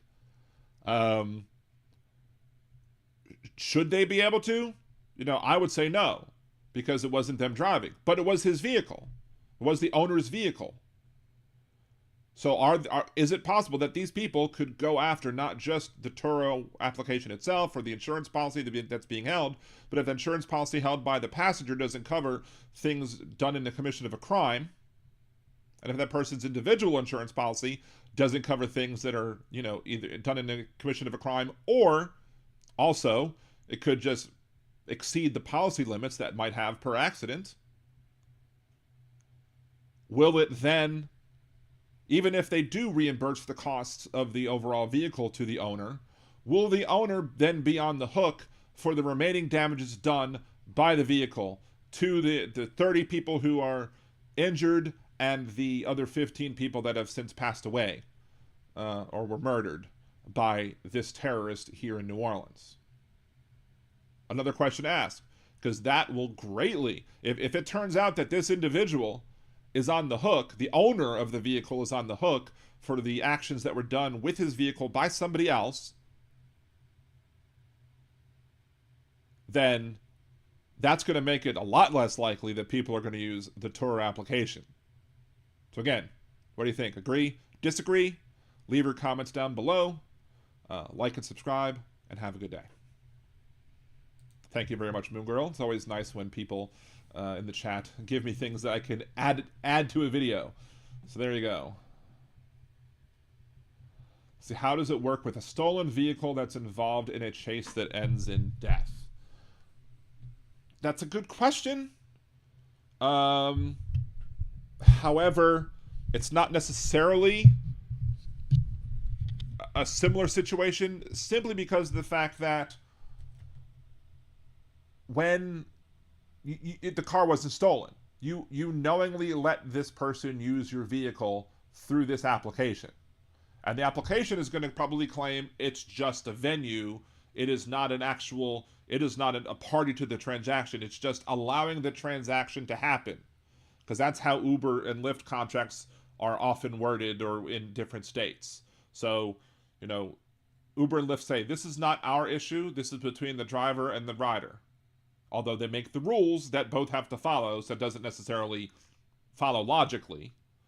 But again, they're just going to claim we're a venue. We are not an actual party to this contract between rider and driver. So Turo will probably say the same thing. We're a venue, or we're some other legal type of organization or company that enables the renters to rent from the rentees. Or to renters rent to the rentees, and they'll be able to, so that's between the two of them. Of course, Turo provides the insurance that covers in whatever situations, but it's still not stolen, so I don't know if that would still trigger. Hey, Robert, good to see you. Let's see. I'm sure the legalese in the Turo app agreement enumerates the rights. Sure. Yeah, and I also have that printed out here as well. I think terms of service. Um, but if you search terms of service and you say something like crime, you can't find crime, for example. Um, See, vehicle theft. If the following conduct may result in reporting of a vehicle you have booked as stolen to law enforcement, possibly subjecting you and any other driver to arrest and or whatever, blah, blah, blah. Let's see. If you fail, you will be considered to have stolen the vehicle if you fail to return the vehicle at the time and place agreed upon. If you do not return the vehicle at the end of the reservation period, have not properly obtained an extension. So this is if you have stolen the car. Let's see. If you misrepresent the facts to the host pertaining to booking, use, or operation of the vehicle, if you fail to refuse to communicate in good faith with the police, Turo authorities with a full report of accident or vandalism, the vehicle is operated by anybody else who has given a fictitious name, false address, false or invalid driver's license, or whose driver's license has become invalid during the reservation period, blah, blah, blah, blah, blah. So, technically, Turo basically says if you don't follow the policies, the vehicle is considered stolen. The incident reporting. Were you elected for a protection plan when you're booking for a trip via services? You must immediately report any damage to the vehicle at help.turo.com. Blah blah blah blah. If there has been a collision, you must also report to the police. In Canada, if there has been a collision with vehicle damage, you must make a report to the police. In France, blah blah blah blah blah. You're also required to cooperate in any loss investigation. Well, of course, the guy's dead now, so it's kind of hard to do that. You may not continue to use the vehicle unless you have the explicit permission of the Turo staff. Failure to timely report an incident or cooperate in investigation may reduce or invalidate any protection plan received via the services. Specific terms for hosts. It's weird because when you're with Airbnb, the Airbnb refers to the people who rent their properties out as the hosts. You're considered a host for renting out your vehicle. Well, welcome home, Aaron. Good to see you're home safely. Let's see. As a host, you provide a safe and legally registered insured vehicle with current license plates, with a clean title in good mechanical condition. You'll provide such vehicle on time, but only to the guest listed on services as an approved driver for the trip. Other than that, what is required to verify guest driver's license. You will not collect any information or documentation from your guest at check-in, including guest personal auto insurance.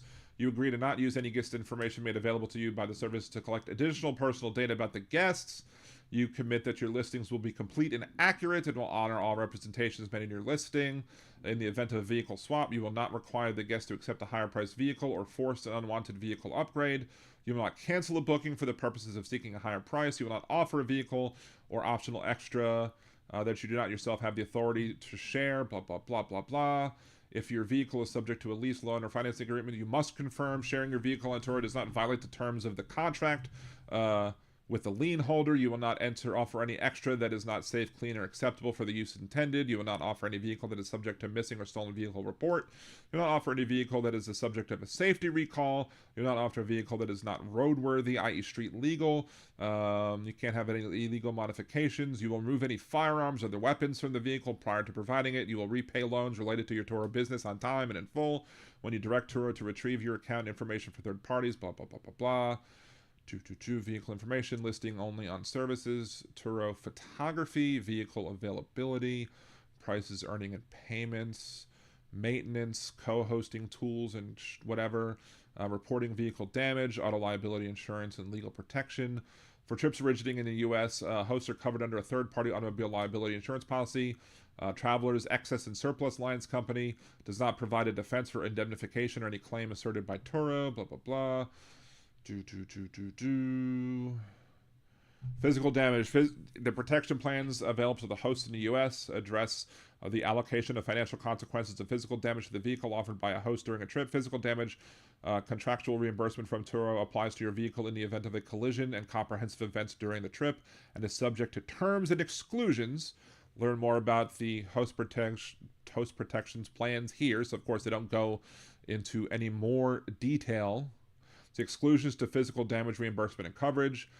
Services do not apply to optional extras or personal property, including aftermarket installations that are taken from your vehicle or damaged during a trip. So if something doesn't come with your vehicle and you include it in your vehicle, maybe like a TV for the background, and they steal your TV in the back of the car, that's not covered.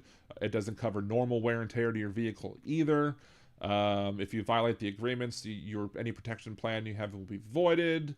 Other host-specific insurance matters. You will maintain valid up-to-date registration information and proof of insurance. You must maintain your own insurance policy for any vehicle you list on the services, and such policy must meet minimum insurance required by law.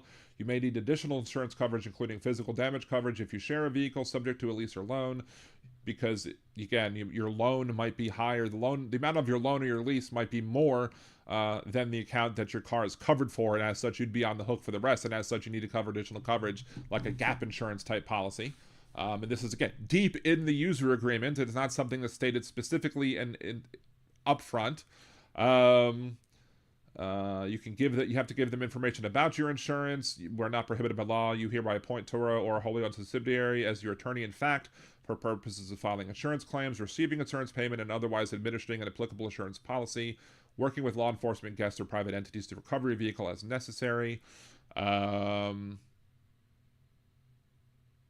see.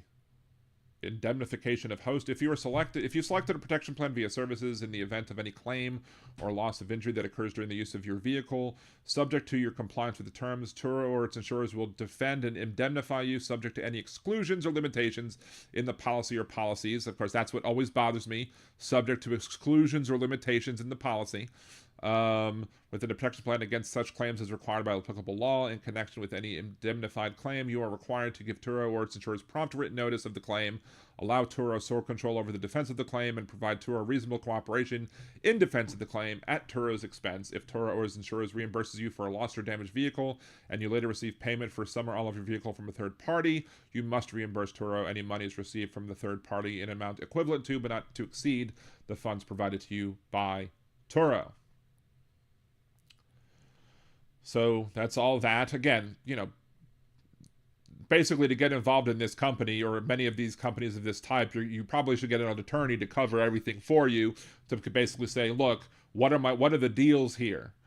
But I still necessarily haven't seen where in this if the person is absolutely definitely covered in the case where you rented your vehicle to one of these two criminals, terrorists, or whatever that took place. Let's see, a deep dive into insurance must enthrall insurance investors. Yeah, exactly. But again, it's important to understand these things as lay people, because this is how difficult these companies make these contracts, these terms of services. And of course, they change these terms of services all the damn time when you're on Uber and Lyft. They have like specific ones that are required to be signed by the state for a particular state that you're in or whatever. And so people have to be aware that these companies are clearly going to be out to protect their own butts and not pay whenever they don't have to pay. Just like private insurance company in the health insurance field or whatever. Let's see, blah, blah, blah, blah, blah. Let's see, detailed terms and coverages. Let's see. Third-party insurance, replacement vehicle reimbursement, exterior wear and tear, loss of hosting income, liability insurance. All protection plans include coverage under a third-party policy. The traveler's policy does not provide a defense for indemnification against any claim asserted by Turo. So if Turo sues you, you're not covered. But if somebody else sues you because of the car rented, Turo will cover you. Ensures legal exposure for claims of bodily injury or property damage to a third party that may occur during a guest trip of the vehicle. Policy provides coverage up to a single combined limit of $750,000, except in some states. So here's the thing here. 15 people died, and then 30 more people were injured. Let's search for this. What is the car insurance value of a lost life? That's maybe the best way to put it. That's just valuing cars. What is insurance? Blue. Come on. Type. Insurance value of a life. still probably not going to give me what I want. That's life insurance. That's a life insurance policy. I'm going to have a difficult time finding this, but there's a certain amount of money that is considered a person's value when it comes to their life. So if we go over, let's pull up the calculator.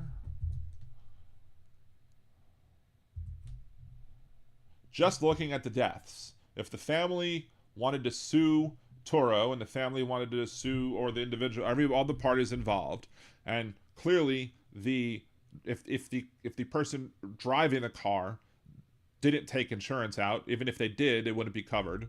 But you're covered for $750,000. Let's divide that by the 15 deaths. That's $50,000 a death.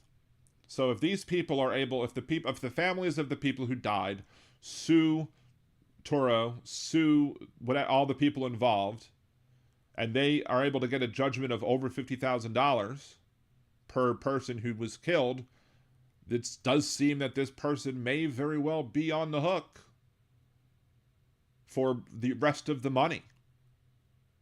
Maybe. Again, I'm not an attorney. I've worked for an insurance company. I got, some sort of, certifications that I understand a lot of the insurance industry. I probably understand the insurance industry much better than a lot of the people who, complain about the Affordable Care Act, for example. But there you go. If it's over $50,000 per lost life, then what? And then that doesn't even include the medical expenses of everybody else who was injured by the vehicle that drove over them, which makes it even less likely that the $750,000 combined single limit is going to cover this individual or what happened. The personal injury protection, the minimum amount of PIP coverage allowed by law is required and can't be waived. PIP protects guests and passengers for medical, funeral, similar expenses. The protection applies regardless of who is at fault. PIP isn't required in all states and may be waived in some states, blah, blah, blah. Uninsured or underinsured motorist, again, includes the statutory minimum of or uninsured or underinsured motorists. It covers hosts, guests, and passengers from losses resulting from bodily injury caused by an uninsured driver, hit-and-run driver, or a driver whose limits of liability have been exhausted. So that necessarily wouldn't affect here because it's not somebody hitting your car, it's the driver doing something else. I don't think uninsured motorist comes into play, even if the rider's insurance policy doesn't cover it because it was used in the commission of a crime. Let's see, I'm drawing a blank. What is the term for evaluating, estimating costs due to an injury? It's probably just from the adjuster. It's probably the adjuster. Hey, Don, you have a question regarding Kia? More than happy. If you want to ask a question here, you can. Otherwise, you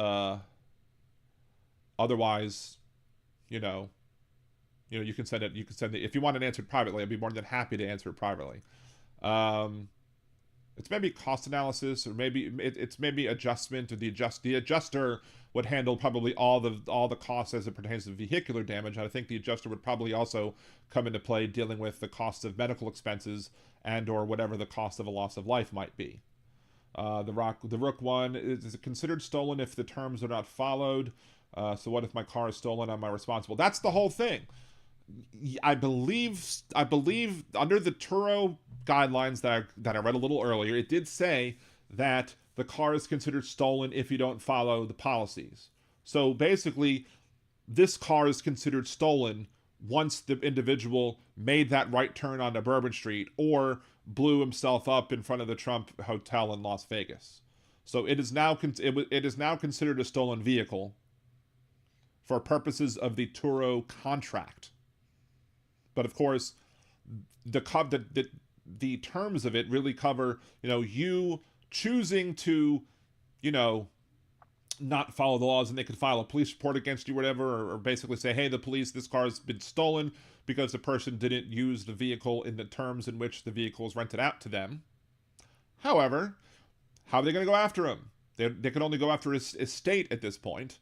It's not like he can return the car. The car crashed into a crane on Bourbon Street, which is what ultimately stopped the driver from moving forward, is an illegally parked crane on Bourbon Street, oddly enough.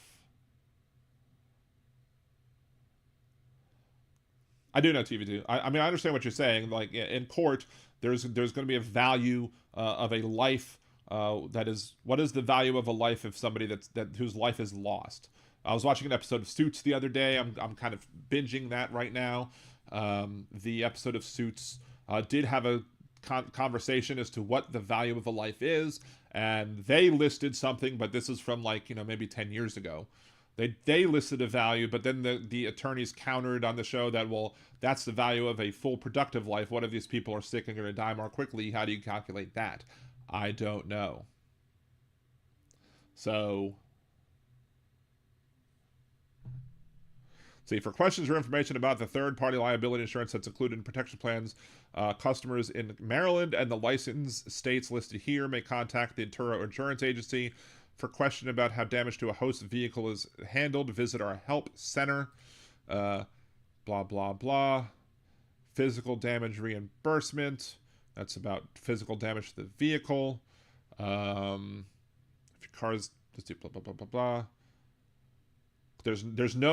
There's no guarantee expressed or implied for the quality of repairs you obtain. If the shop repairs are eligible damage, then it's low quality, you're on the hook for it. Unless I think you go to somebody who is recommended by them. Unless you select a Turo trusted network of repair shops, there's no guarantee expressed or implied of the quality of repairs you obtain. You will learn about whether a Turo trusted network is an available option during the claims process, blah, blah, blah.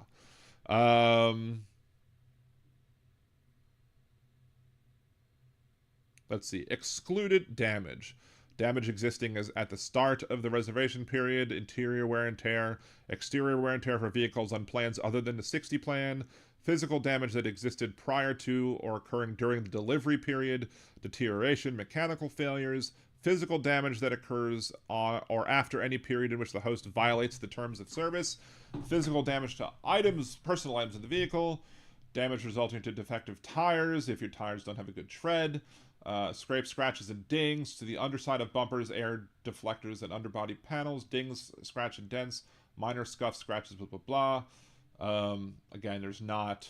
And then that's in a different thing than the other parts, which makes this contract much more specifically confusing, so to speak. For a host to qualify for reimbursement for necessary repairs, physical damage, you have to give clear photo documentation from the host, out-of-pocket expenses paid for vehicle repair, and other evidence that demonstrates damage was repaired and paid for. Payments and reimbursements are made directly to Visa, debit, or check via Stripe, in some cases payment whatever. Proof of cost for replacement vehicle reimbursement, blah, blah, blah. Again, I don't have an answer currently on this. Let's see, help center. What can I do for you? Death caused by driver. Let's see if that comes up. Adding a driver, blah, blah, blah, blah, blah. Prohibited uses policy. Reimbursement if stolen. How about that? Reimbursement if stolen.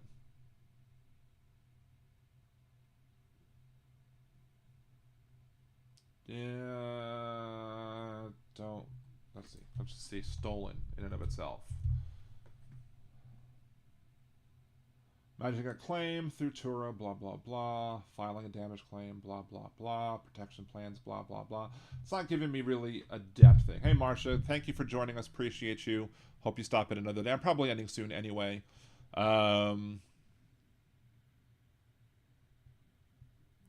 Let's see. What did Jeff say? Something about listening? So mom texted me, asked if I wanted a half of meatloaf, and she made one. A few minutes later, I opened YouTube, and one of the first videos that popped up was about meatloaf. Yeah. I mean, there you go. That happened to me with flesh-eating general bacteria. I was at my wife's uncle's house for the holidays one year. My wife's, her uncle was talking about flesh-eating general bacteria because he was a nurse.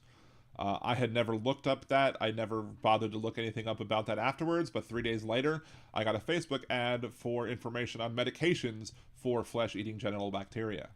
So yes, the phones are listening to us. All of the technology is listening to us. There's somebody who had a phone and they only talked about, getting a cat when this phone was on, and when the phone was off, they took the battery out, they completely unplugged it. It could not hear any of the conversations that were taking place.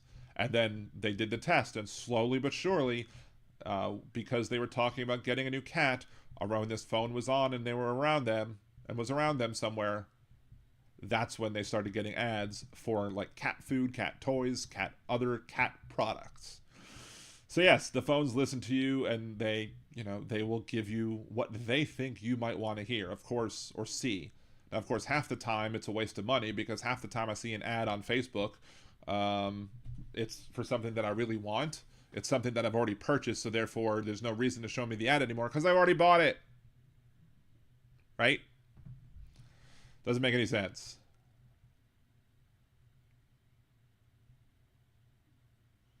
Let's see. Nick Rich, back in the day we had a thing called unsatisfied judgment insurance in Ontario, $25 per year, no insurance, but financially responsible for any accidents. I did it a lot with vehicles. Interesting. But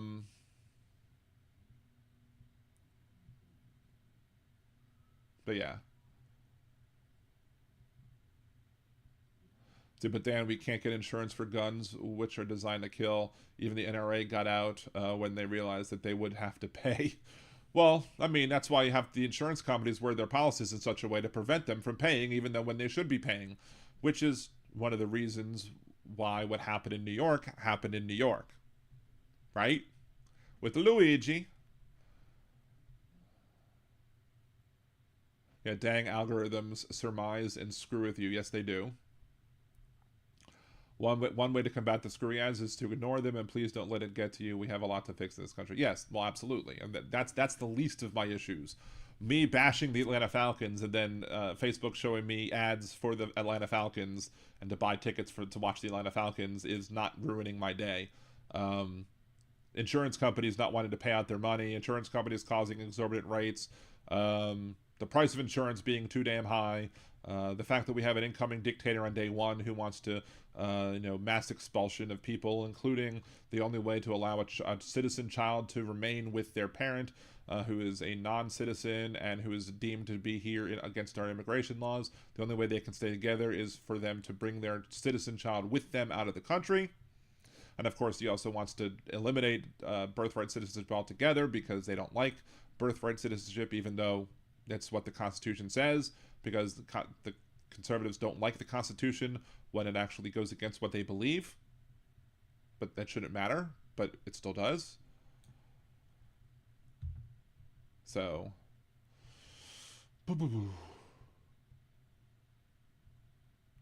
anyway.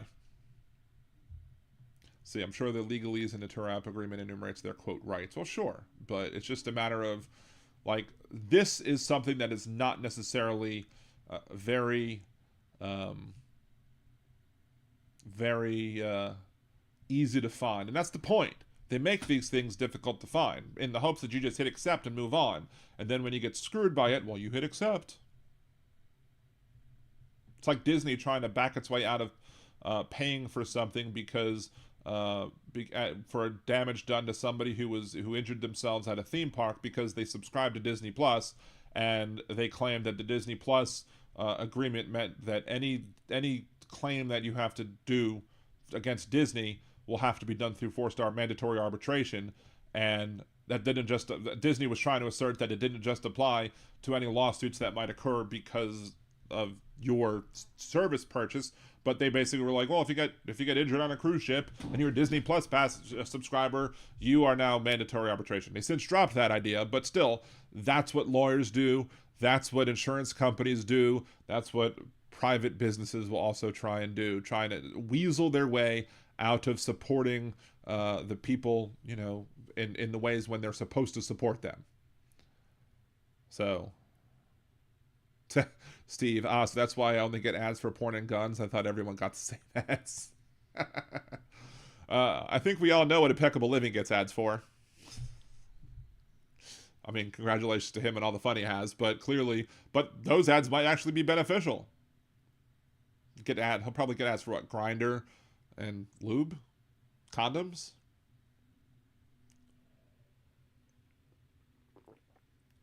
Again, I don't sex shame here on Liberal Dan Radio. Liberal Dan Radio is a sex positive podcast. We support consent people who are consenting adults to do whatever it is they want with each other. As long as everybody consents, that's fine.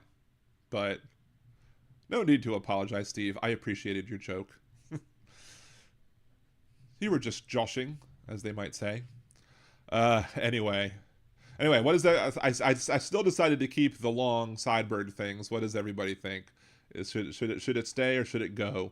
My wife looked at me a little weird, and I was like, "You're the one who said that it looked good on Facebook when I posted a picture of me with my sideburns." But I don't know. We'll see. We'll see if we.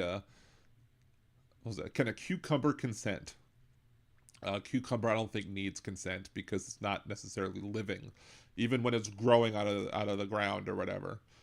You probably don't want to use a cucumber that's still growing, as a plant, because it's probably not going to be a very sanitary place to pleasure yourself with said cucumber. But I don't think you have to worry about that. Roxanne, there's no need to get the religious ads I get. Sure, absolutely. I mean, I don't seem to get a lot of those, though. Even though I do search a bunch of things that are religion related, somehow the algorithm doesn't think that I'm really interested in religion. Probably it's because I say I'm a non-practicing Jew. So the fact that it picks up, oh, he's not practicing, therefore he's not concerned with religious ads, so we're not going to show that to him. So, let's see, Michael McAndrews, how come I get ads for pink wedding dresses? Jolie, you tell us, Michael McAndrews. I don't know. Maybe it knows something. Maybe it does like a little calculation. Well, they heard him say something about pink apples or something, and then they heard him say something about that was a nice looking dress that somebody else had, and then he was around somebody who was talking about their wedding, and they're like, oh, pink wedding dresses. There you go. Boom. That's a good ad for you. Now, of course, everybody who's listening to this right now may very well start getting ads for pink wedding dresses or flesh-eating genital bacteria medication or other things that have been discussed over the course of this show. If y'all start seeing Grindr ads because you listen to this podcast, I apologize ahead of time. But that would be funny, and I do want to hear about it as soon as it happens, because we will all have a good chuckle.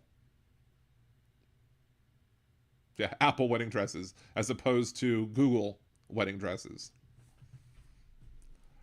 I keep getting ads for Temu excavators. I do get ads for Temu stuff a bunch. There was one thing. We were talking about getting the kids a new bunk bed or new beds altogether, and I found this one bed on Temu that was like, I was like, well, let me see what it is. It was like $800 for this bed. I'm like, no, I'm not going to buy this bed for $800. Sorry. Temu is for buying shirts like this instead of, for on the cheap, instead of, buying stuff like, beds or whatever, furniture. Although I did get a desk from there, and I did buy something else big from there. I think I bought one of my Fat Man chairs off of there, and it seems to be working fine. So, Rook One, waiting for auto. You're going to see auto insurance ads. You're going to see ads for Turo. You're going to see ads for Lyft, Uber, all those other stuff. So that's the thing, Michael. If you say dresses, yuck. If you say that, it's still going to hear you saying dresses. Like, again, I mocked the Atlanta Falcons incessantly. I still do. I just don't mock them for one of their appearances at the Super Bowl, because I said I wouldn't if Georgia ended up being the reason why Biden won, and or if they gave the Democrats the Senate back in 2020, 2021 time. And so because Georgia did that, and mostly because of Atlanta, I said, okay, I'm no longer going to mock the Atlanta Falcons for that one particular loss. Now, there are other losses I will absolutely mock them for, clearly, because I don't like the Falcons. I would never say anything that would stop me from mocking the Falcons in general, but I was kind of beating the dead horse about that Patriots Super Bowl loss. So, that being said, I was all the stuff I posted about the Falcons and the Dirty Birds, this, that, the other, and that I don't like them. I despise them. They're our rivals. They're the evil team in our division. Blah blah blah. I still got ads from Facebook from the Falcons. Why? Because Facebook said, oh, he talks about the Falcons, so he might want to see stuff about the Falcons. And I'm sitting there, I'm looking at an ad, I'm like, why do I want to buy tickets to the Falcons? Unless it's a Saints game, no. I'm not going to go to a Falcons game unless it's the Saints in Georgia, and even then, we have to go there, buy the tickets, get the whatever. My wife would love it because her favorite restaurant's in Atlanta, but at this point, with all the impending increased costs that I have coming in, you never know.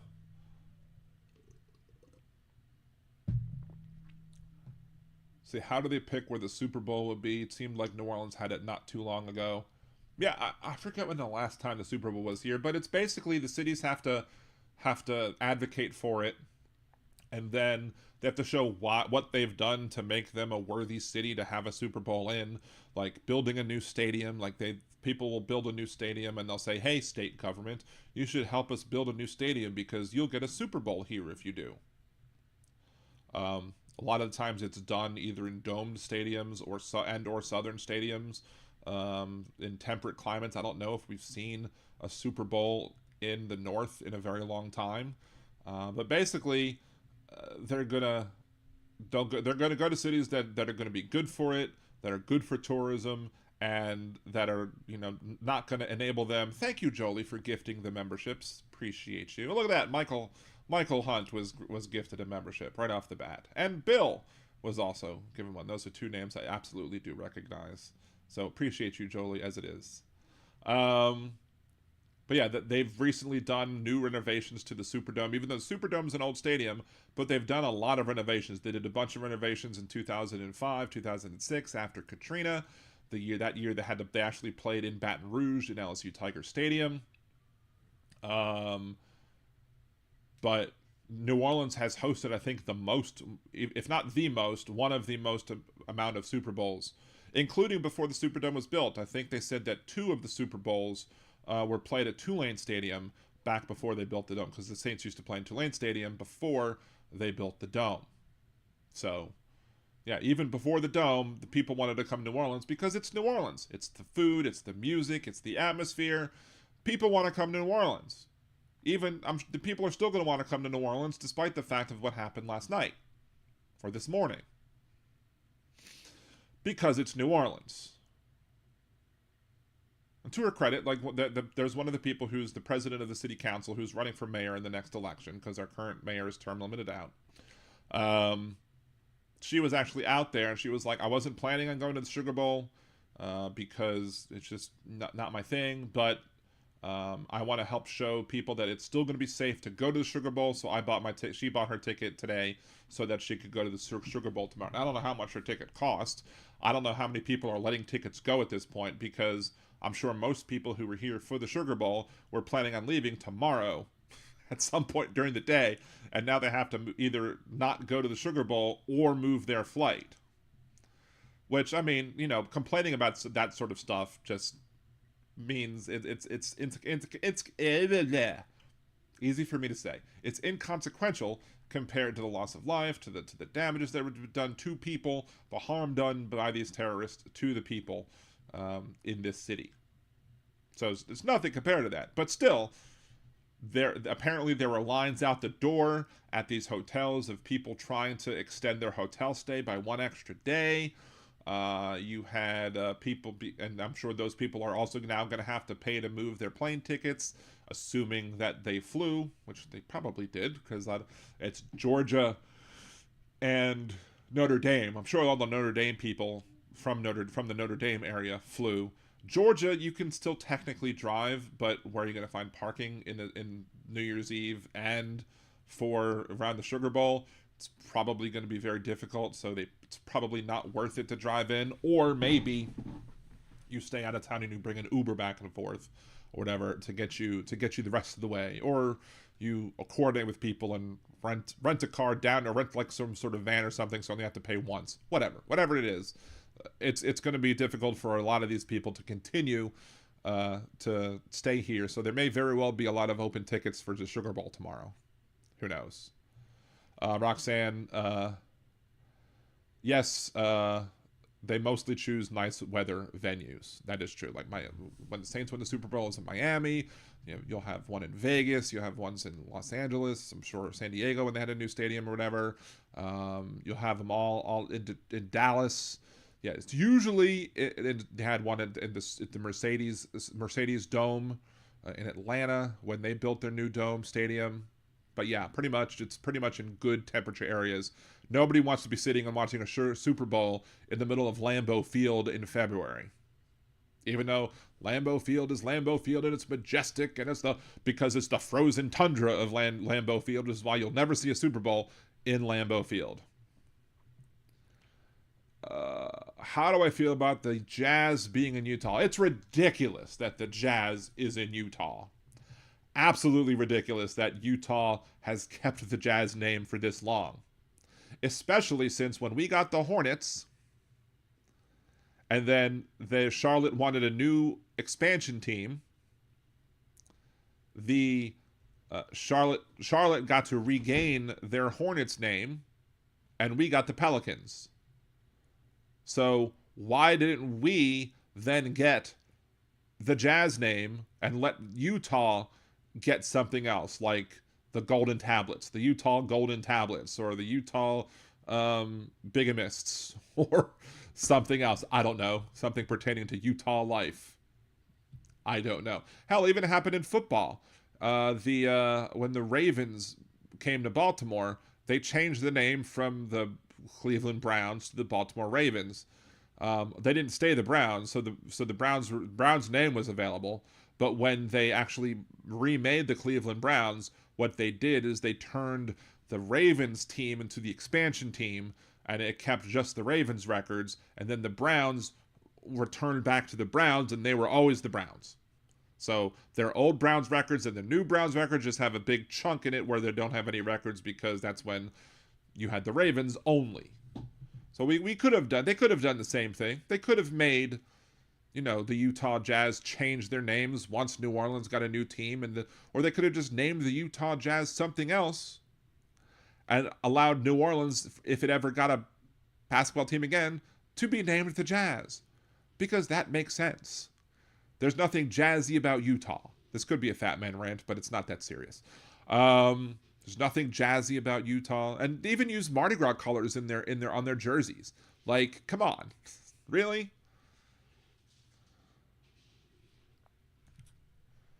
Let's see.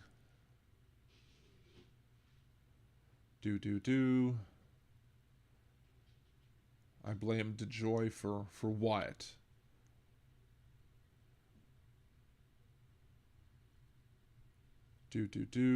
See, Jolie, I placed an order guaranteed to arrive before Christmas. It just came yesterday too. I had that happen. I had a big man's printed Christmas themed shirt that I couldn't wear for Christmas because it came the 26th.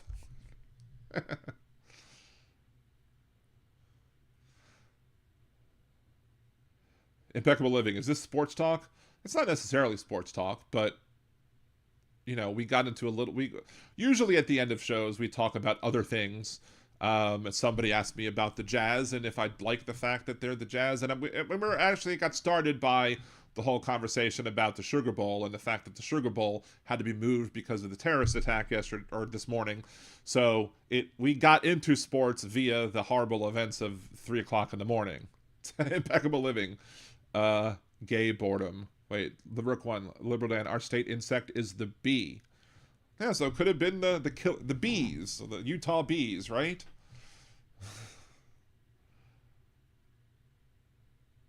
See, Dawn, I'm still happy the Vikings beat the Packers.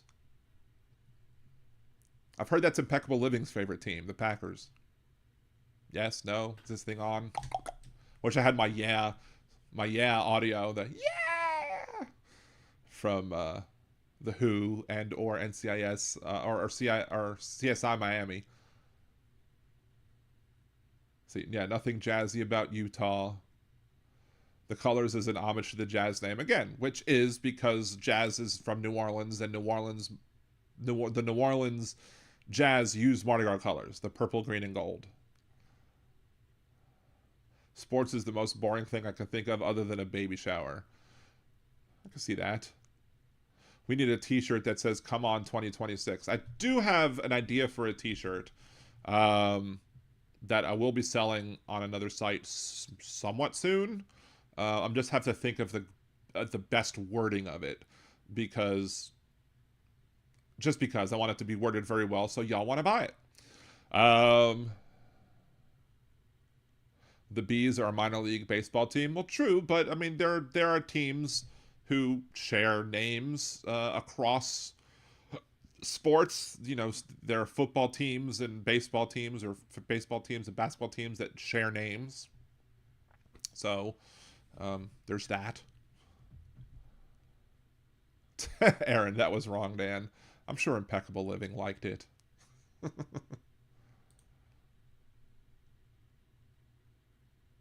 Yes. Well, DeJoy ruined the post office. That is also true. And he's been doing so since, 2020, the elections, because he wanted to make sure that ballots in states like Georgia and other states were not being delivered on time, so they wouldn't be counted. Because that's what Donald Trump wanted him to do.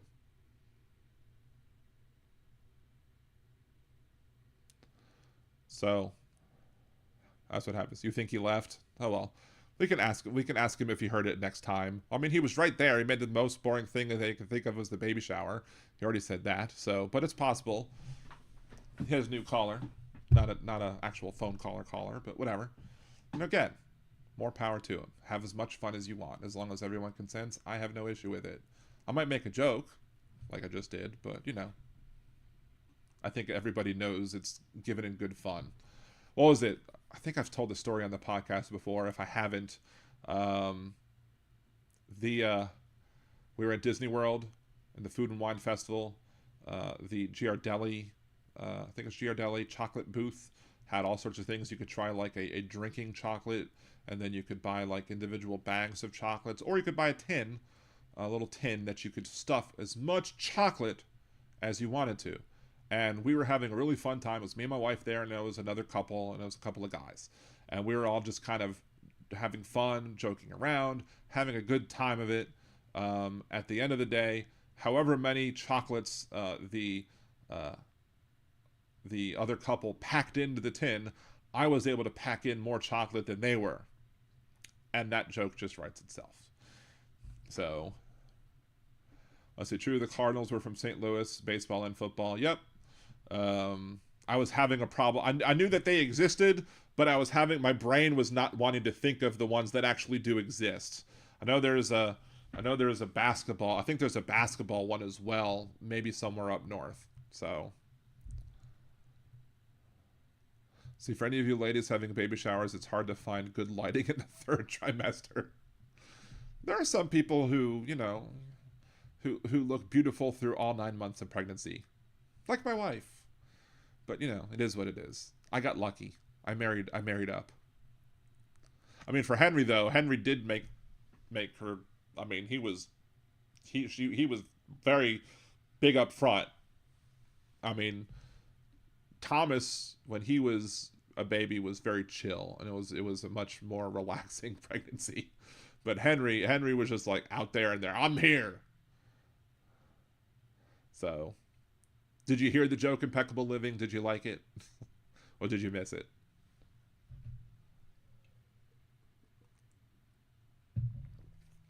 Well, the Baltimore Colts left Baltimore. They didn't become the Browns. The Baltimore Colts left Baltimore and became the Indianapolis Colts. That's what happened. That's what happened with the Baltimore football team. And they kept that. Now, that's what they should have really done. Although maybe they just wanted to keep the right. What they should have done to go back the whole thing. Browns moved to Baltimore. Colts moved from Baltimore to Indianapolis. Browns moved from Cleveland to Baltimore, and then Cleveland gets an expansion team. So in reality, it should be the Colts, the Indianapolis Colts, that have the new name, and the Baltimore Ravens should be the Baltimore Colts, and then the Cleveland Browns should remain the Cleveland Browns. That's what should have happened. But, it is what it is. The only thing I remember, I was so young.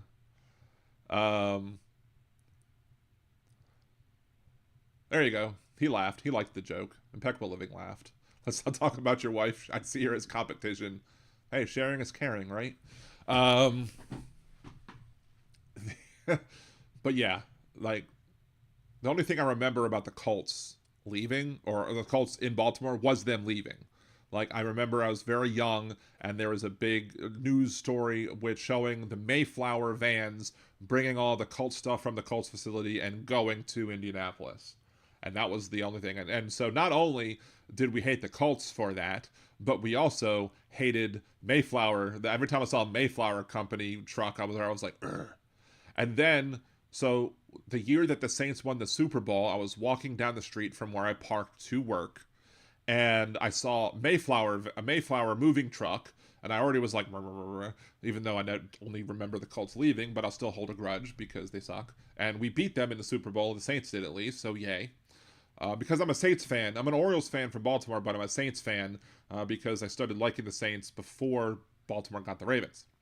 Anyway, so as I'm walking up to the Mayflower truck, I see on the corner official movers of the Saints, and I'm like, no, don't say that. We don't want the Saints moving. So let's see, Steve. Impeccable living, that can't be true. I hear pregnant ladies glow. I've always assumed that meant in the dark. Yes, the Rook one. The Browns kept the history. Yes, I said that. I already said that the Browns kept the history of the Browns, and then the Ravens were just everything starting from the Ravens when the Browns moved there, which the same thing happened with the Hornets and the Pelicans, although it should have also happened with the Jazz and the Pelicans, and that should have happened with the Colts and Baltimore. But when they decide to do that and when they don't decide to do that is not something that's very consistent or that you can guess. Sometimes they'll do it, sometimes they won't. Right? So, see, Nick Rich, that's why tomorrow we are going all out on Trump. I've been going all out on Trump for the last, 11 years? 10 years? 9 years? Probably 10 years. For the last 10 years, I've been going all out on Trump. So, that's what happens. We need everybody to go all out on Trump. And we need to push everybody. Again, we need to push the content of everybody out there who's going all out on Trump. We're going to have our Trump watch. We're going to be live. I believe I'm off. Assuming I'm off that day on Martin Luther King Jr. Day, which is also Inauguration Day. Assuming I'm off that day, I will be doing an extra. I don't know if it'll be an extra stream or if it'll just be my podcast of the day. Will just be earlier in the day, and we'll just be talking the Trump presidency from maybe 11:30 on, just to get into the show, to talk about the topics, and to just keep an eye and see what is released by the new White House and the new White House staff, and what new executive orders they're going to have. Because I guarantee that Donald Trump already has people drafting executive orders so that they can be signed on day one. Or probably more appropriately, there's the stuff that Donald Trump wants to do on day one, but I'm sure that the Project 2025 folks and everybody else who wants Donald Trump to do things, they probably already have written all of the executive orders for him to do what they want him to do, so he can just go done, and then they send out the press releases, boom, bang, boom. So we'll probably have a bunch of executive orders to go over on that day. So maybe we'll have a very super long podcast, or maybe I'll split it up to 2 on that day, do a podcast in the afternoon or in the early afternoon, and then do a podcast again later on in the evening to give you a 2-for-1 that day. I don't know. Let's see. I'm boycotting that. I'm going to say I'm watching the inauguration. I'm not watching the inauguration. We can chat whilst he lies to the Supreme Court, while he lies to Justice Roberts, because he'll take the oath. He won't mean it. So there's no reason to watch Donald Trump take an oath of office that you know he's going to break. There's no reason for that. It should be recorded for the purposes of history, and so when people want to say, oh, you took this oath and you violated it, that there's video proof of him actually taking the oath, but I ain't watching it. The only thing I want to see is how few people show up for the inauguration this time. Because the people who showed up for his inauguration back in 2017, it was laughable. And then they tried to spin it off as, oh, we had more people watching from home. No, your attendance sucked. Biden did much better. Obama did much better. And that kills him that happened. See, Kevin, 21st century suffragists, you bet we pull no punches. Exactly. We need everybody. I have a link to them on my Friends of the Show page as well, I believe. If not, I'll rectify that situation soon. Let's see. It's discussing that multi-rich owners coerce cities to spend taxpayer money on new stadiums for their private sports team. That's true. There's a back when I used to be on Dan and Dave on the air, Talk from Life. That's right. Because that was still the same slogan of the old show. Because I came up with it, so it's mine. We had a discussion or conversation about should sports teams get people to get the state, the taxpayers of a particular state to build stadiums for them. And, there's arguments for, there's arguments against. There's economic development of the city. You put people to work in the city. If you make sure that people are hired locally, which probably isn't done, then it could be a boon to the people working in the city and thus cause, money to be spent within the city. Bring up the wages, bring up the quality of life. Quality of life is also something that's also very important to people who are politicians and the voters as well. Voters care about how good their life is, and if their favorite sports team moves away because some other city was willing to pay for a new stadium for them, then the people might be mad at them. Of course, we haven't had to build a new stadium. We're still using the existing stadium that we used since it was built. It's just been, rebuilt. Or not necessarily rebuilt, but refurbished several times, including the major one after Hurricane Katrina. But that was insurance money, not anything else. That was insurance money that paid for that rebuild or reconstruction or whatever, refit, renovating of the dome was done when that happened. With that, you have some things like I think the naming rights deals, by requiring the Saints to pay a little bit. I think the people who own the Saints, like the Benson family, paid some towards the development of the stadium, and then a commission came up with some other stuff and whatever. If the stadium can ultimately be funded by the activities of building the stadium itself over the course of the long term, then yeah, I have no problem with it whatsoever. But a lot of times, a lot of the anti-stadium folks don't think of what it means to there are a lot of people in the New Orleans area who own season tickets or have season tickets to the Saints or to the Pelicans for that matter, because they both are here. I used to have Pelican season tickets. If I didn't have those Pelican season tickets purchased, I probably would use that money for some other things. And the argument for the anti-stadium people is that money will be spent in town, but there's no guarantee of that. Maybe I would not be a season ticket holder and then go on a cruise, for example, or go to Disney more times, for example. Of course, Disney World was supposed to be in Louisiana. Unfortunately, we're too corrupt, and therefore we didn't get it.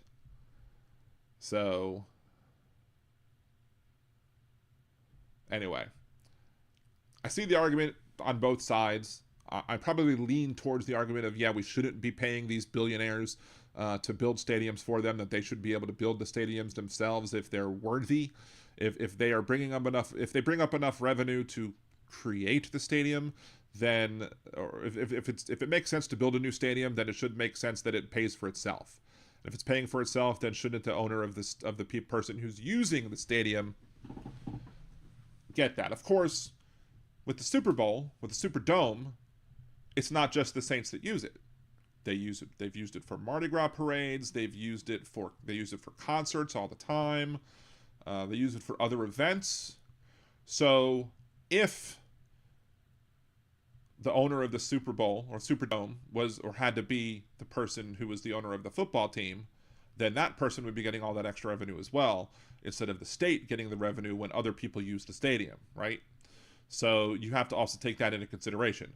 How many other uses of the stadium are there going to be when it's not time for football or between the football times, right? So there's that to take into consideration, because you really only use the stadium with 17 weeks in the season.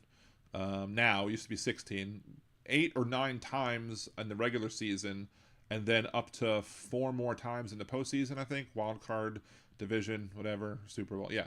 So you could use it another maybe 2 or 3 times in the playoffs, and then if you happen to host a Super Bowl, you then get to use it again. So at most, you're using it 12 times for football, for at least professional football.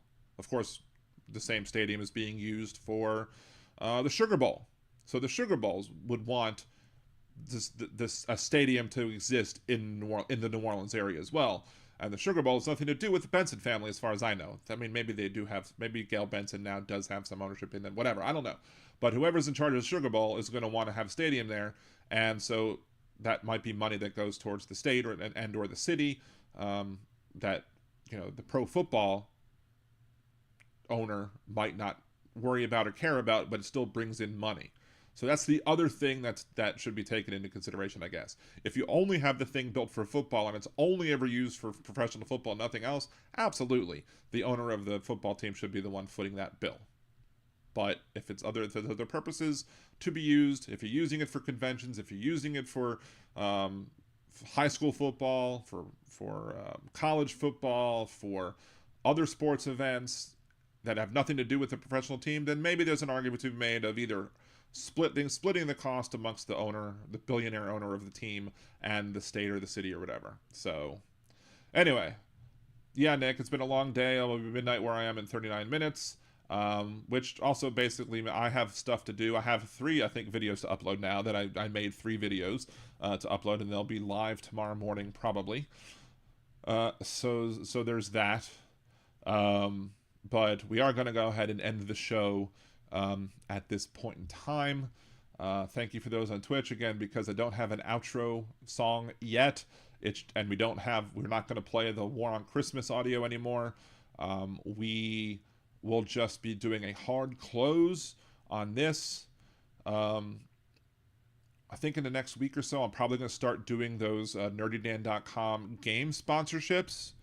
So we'll be talking about that. We'll have that advertised in the show as well, on this show as well as on nerdydan.com, and so we may be another option, a way that you can help the show by playing in the games.